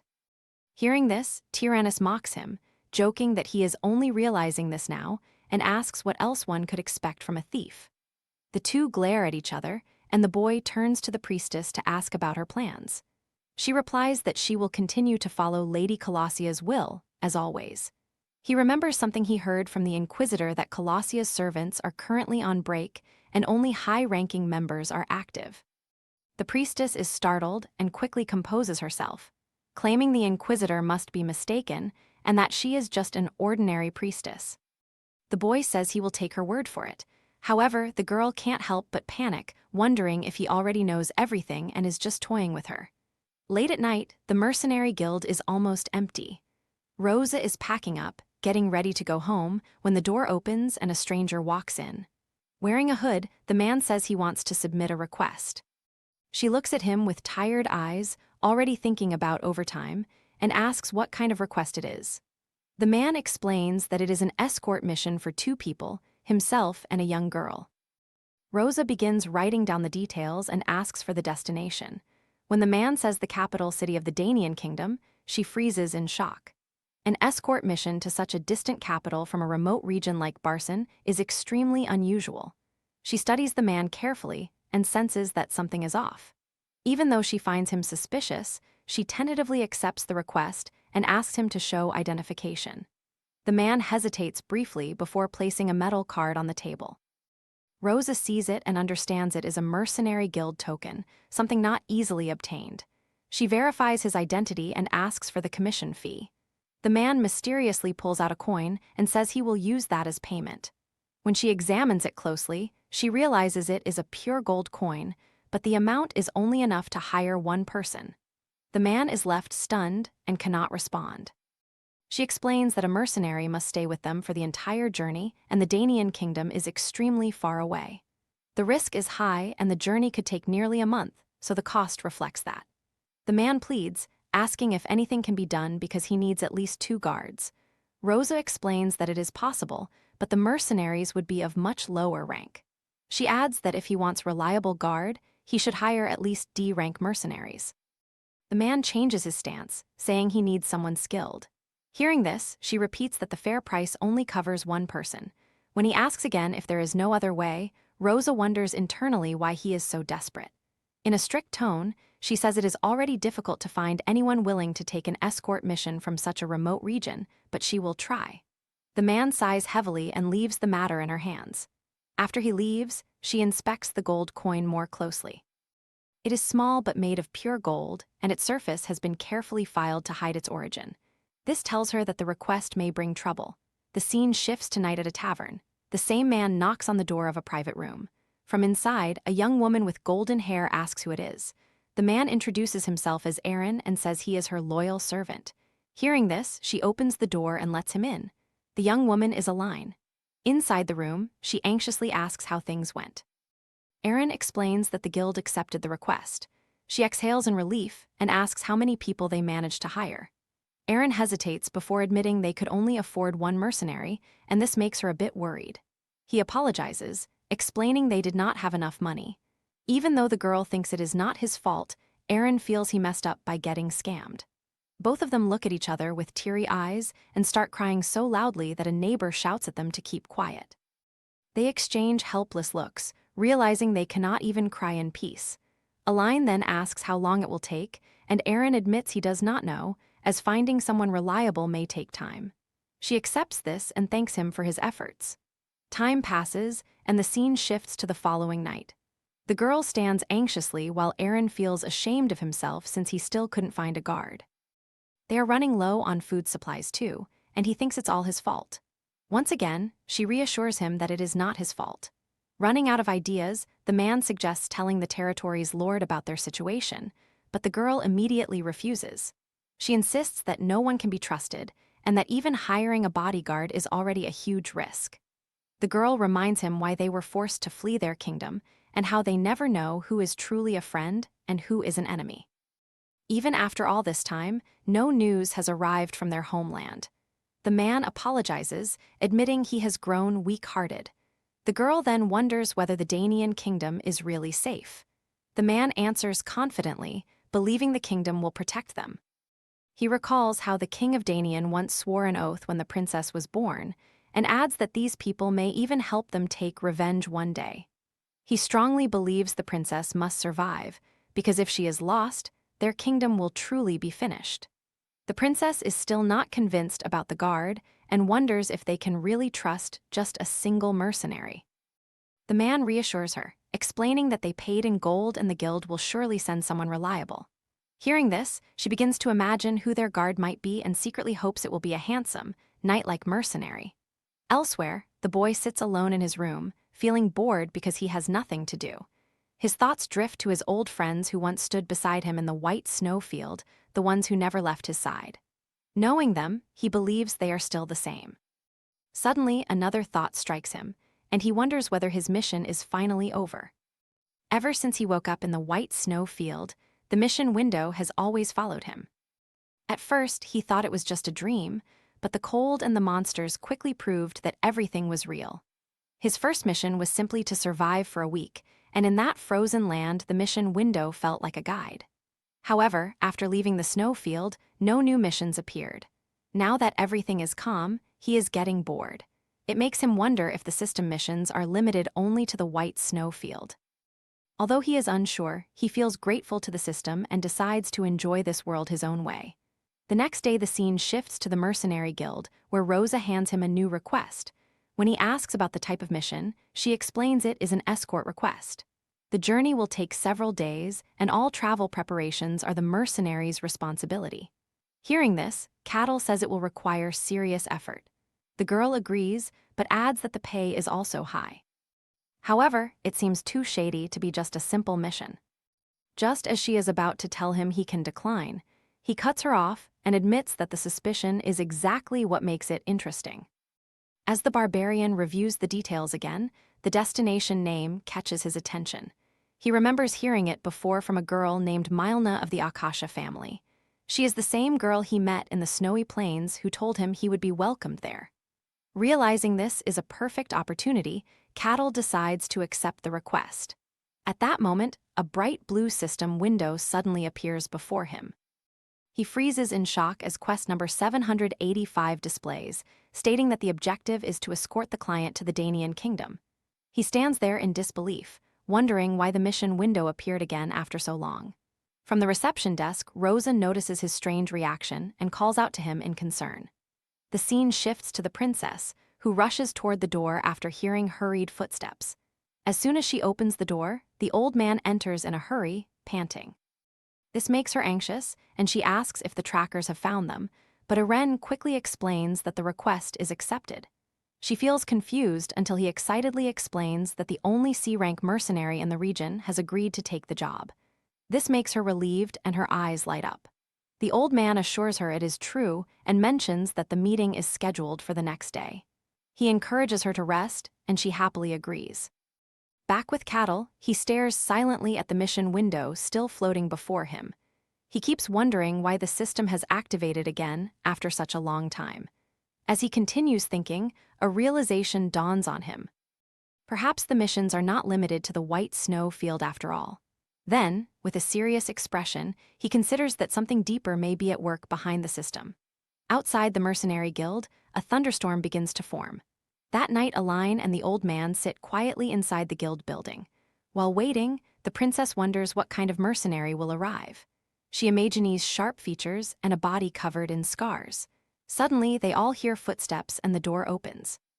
Rosa announces that the mercenary has arrived, and just as the princess turns around to look at him, she sees a terrifying giant staring back at her. The sight scares her so much that she feels like she is in a manga panel. The thought of this terrifying man being their guard makes her faint.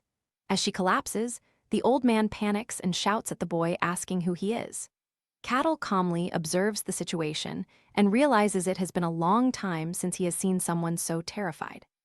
He asks Rosa whether these two are the clients who hired him, and she confirms it. She then formally introduces him as their escort. Hearing this, the old man explodes in shock and anger, demanding that the guild change the mercenary. The girl gives him a cold look and asks if he is doubting the guild's decision. She sternly warns that questioning the guild's judgment will void the contract and result in a refund. Desperate, Eren insists he does not mean it that way. At that moment, the boy realizes he has once again become a walking source of fear.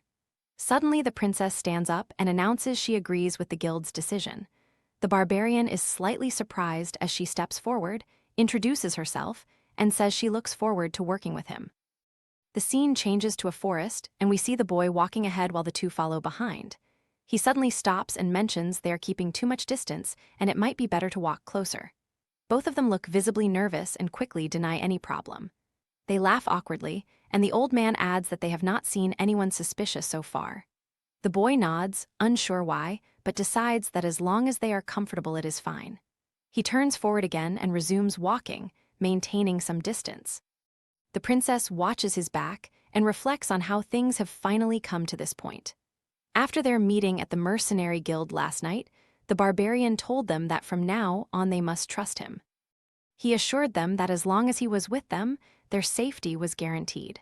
She nervously nodded, still doubting whether trusting him was the right decision. Suddenly, Cattle's voice breaks through her thoughts as he tells them they will have to spend the night here. He explains that it is late, visibility is low, and that is normal since they left on the request only in the evening. Reluctantly, they nod to each other. The boy notices their hesitation and thinks to himself how deeply ingrained their fear of barbarians is, far more than he expected. He turns his back and realizes the situation will last a long time. Despite all this, he prepares to set up a place for them to sleep. From the magical artifact he was given, he takes out a huge tent and places it on the ground. Witnessing this, the princess and the old man are astonished. Eren exclaims in disbelief, wondering how a barbarian could possess such an artifact. The boy calmly explains that he earned it as a reward after completing many requests. They are stunned again. He tells them there is only one tent, so they will have to share it. The princess hesitantly asks what he will do, and he replies that sleeping outside is no problem for him since he is used to it, and this situation feels like paradise compared to the snowfields. He adds that he will also stand guard all night, recalling the month he spent in the snowfields being chased by monsters without sleep. Despite his reassurance, the girl refuses and says he doesn't need to overwork himself.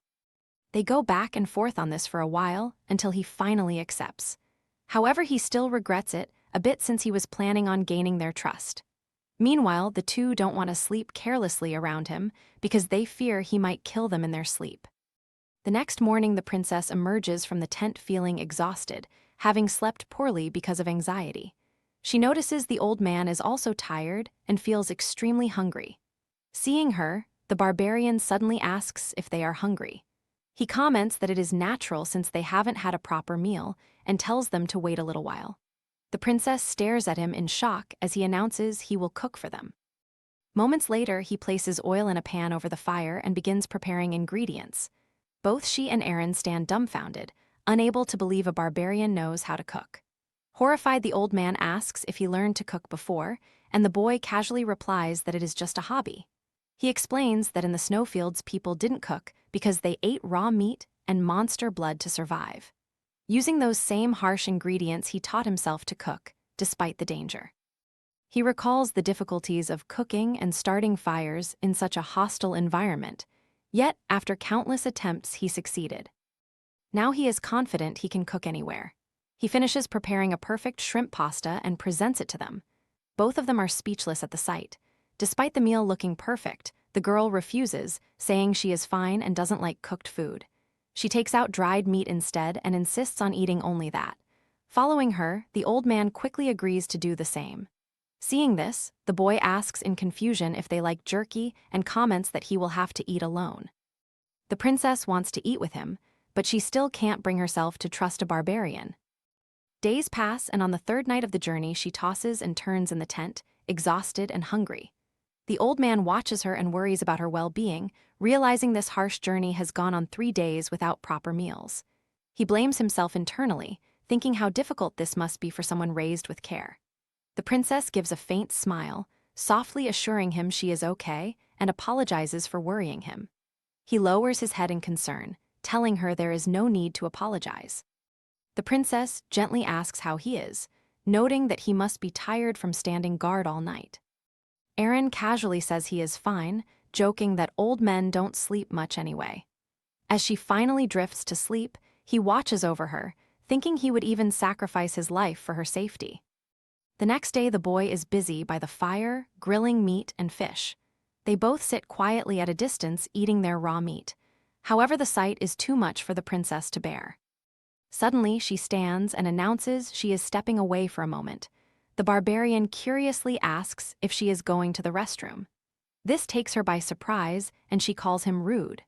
Realizing his mistake, he apologizes, which also surprises her since barbarians aren't known to feel sorry.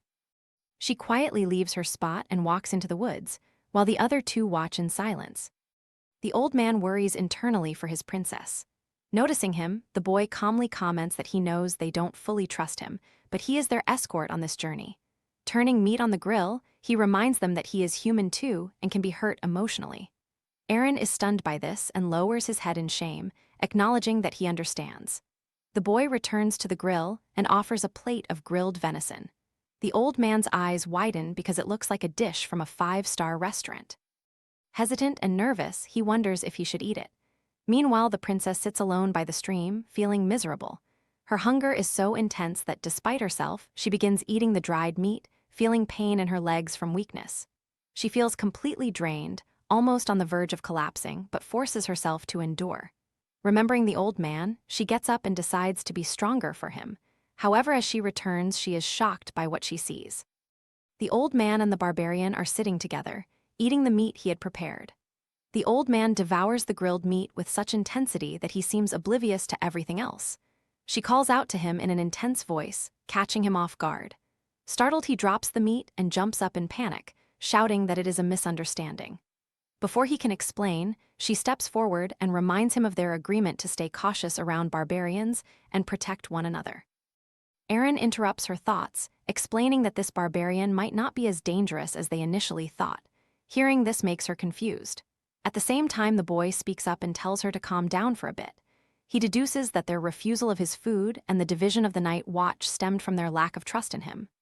Aaron feels guilty, quietly admitting to himself that he made a mistake, while the princess tries to deny it nervously. The boy contemplates the situation, wondering how to fix it.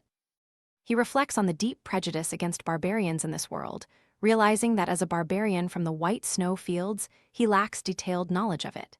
Yet he guesses that outside the snow fields, barbarians must have done bad things to earn that hatred. He knows that at this point, even if he tells them he is not a barbarian, they will not believe him. Suddenly, an idea strikes him, and he smiles.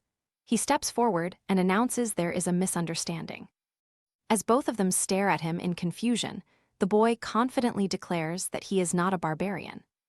He says he is outsmarting himself. He clarifies that technically he was born a barbarian, but he did not grow up like one.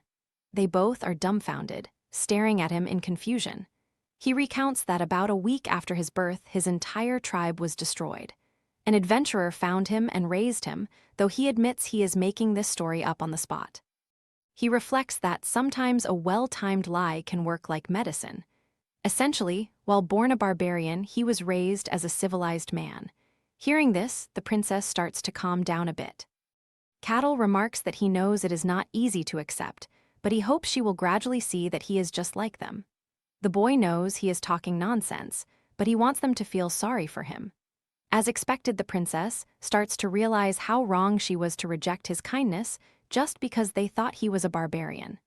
Shame floods her face as she quietly apologizes, admitting that, until now, she had not completely trusted him. Instead of being upset, he gives her a gentle smile and assures her that it is fine. This simple reassurance melts away the tension, and she visibly feels relieved. Cattle hides a small, victorious smile, thinking the moment was a success. This makes her feel even guiltier for having doubted such a good person. The boy reaches out toward her, suggesting that from now on she can trust him. The princess freezes for a moment, then smiles and says yes. While this is happening, a mysterious man stalks them from the trees. He is revealed to be the tower master we saw earlier. Even though he watches with his eye of observation, they are too far for him to hear. The man is surprised that someone like Cattle could exist among barbarians. He wonders what it is about that white wasteland that produces such refined and civilized barbarians. The thought troubles him, and he quietly decides to move forward. As he steps ahead, the boy suddenly becomes alert and looks in his direction. The tower master freezes in panic, unsure whether the barbarian really saw him or not. The princess also notices the sudden tension on his face and asks what happened.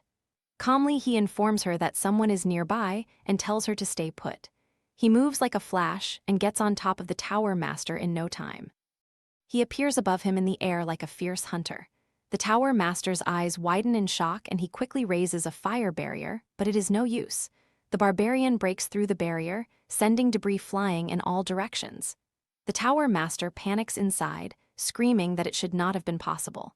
The barrier was strong enough to stop even a ballista, but it failed completely.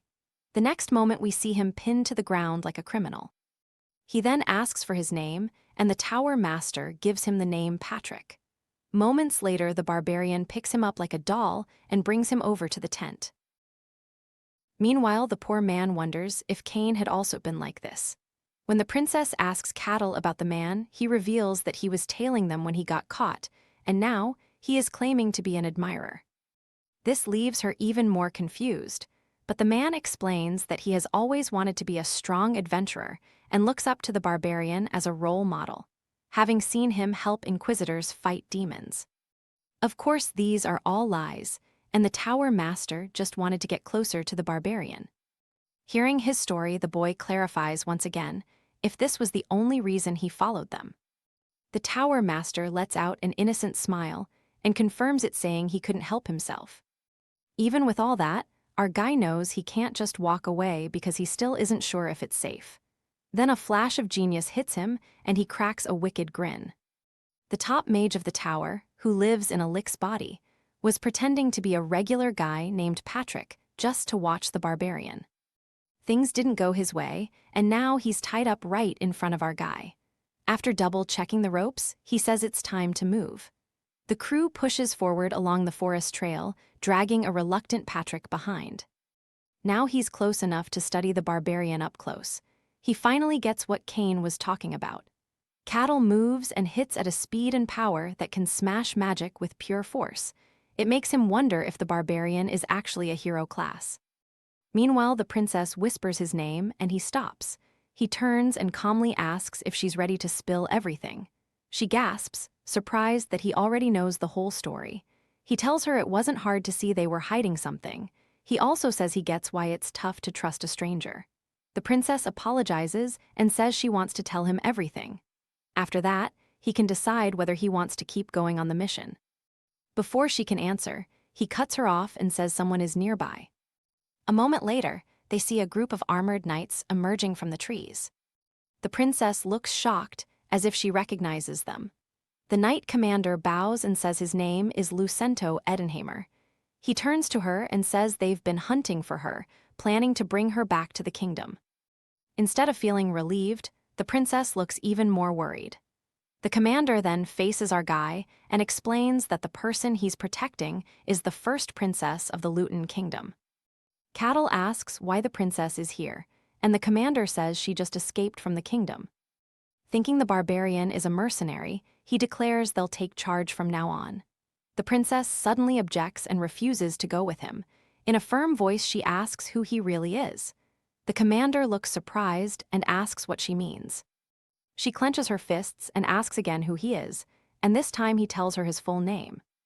Before he can finish, she screams that she doesn't know him, accusing him of being an imposter who stole the real knight commander's place. She says the same thing happened to her friends and even her parents. The tower master finds this odd and looks into who the knight really is. It turns out the knight is actually human, which only adds to the confusion. Meanwhile, the princess keeps accusing him of trying to eat her to take over the kingdom. The knight commander watches silently as she screams for revenge. He turns to the other knights and says she's gone mad. That only makes her angrier, but he asks if she really thinks everyone in the castle except her has changed. She hesitates, unable to answer. The commander reaches out his hand and asks her to come back with him. The princess freezes, though inside she doesn't want it to end. Before the commander can get close, our guy jumps between them, catching her off guard. The commander tells him to step aside, but he refuses politely. With no other option, the knight charges, but our guy grabs his helmet and flings him back like a tennis ball. The other knights watch in horror as their leader is tossed. The barbarian says he was only protecting his client, so his actions are justified. The knight gets up and asks if he really believes what she's saying is true. The barbarian answers that as a mercenary he must trust his employer. His words shock the princess. The commander then says they're all delusional. Our guy smiles and says he can't be the one calling them delusional.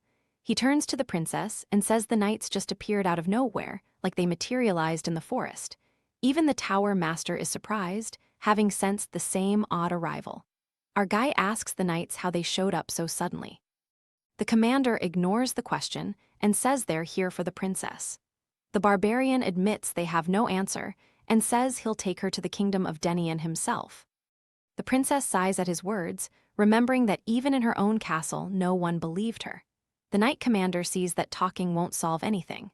Cattle agrees and tells everyone to step back for a moment. He realizes the men facing him are the kingdom's strongest knights. Even when they draw their swords, he just grins. The Tower Master studies them and notes that the regular soldiers are second-rate, able to use mystic arts, while their commander is top-tier. Suddenly, he orders the knights to charge, and they rush forward to kill.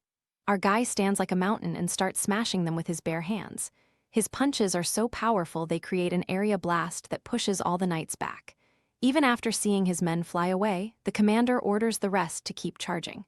This time the barbarian grabs 2 helmets, spins them around, and hits the others as well. While he's busy, the knight commander sneaks up from behind. The princess screams to warn him, but to her shock our guy transforms like Saitama and bites off his sword. Seeing that, the commander tells his men to retreat. As they leave, the princess asks if he's okay. He says he's fine, promises to finish the job, but wants to know what really happened.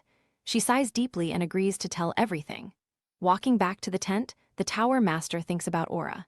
He says aura is the solid form of mysticism, a power that can cut steel like paper and split magic.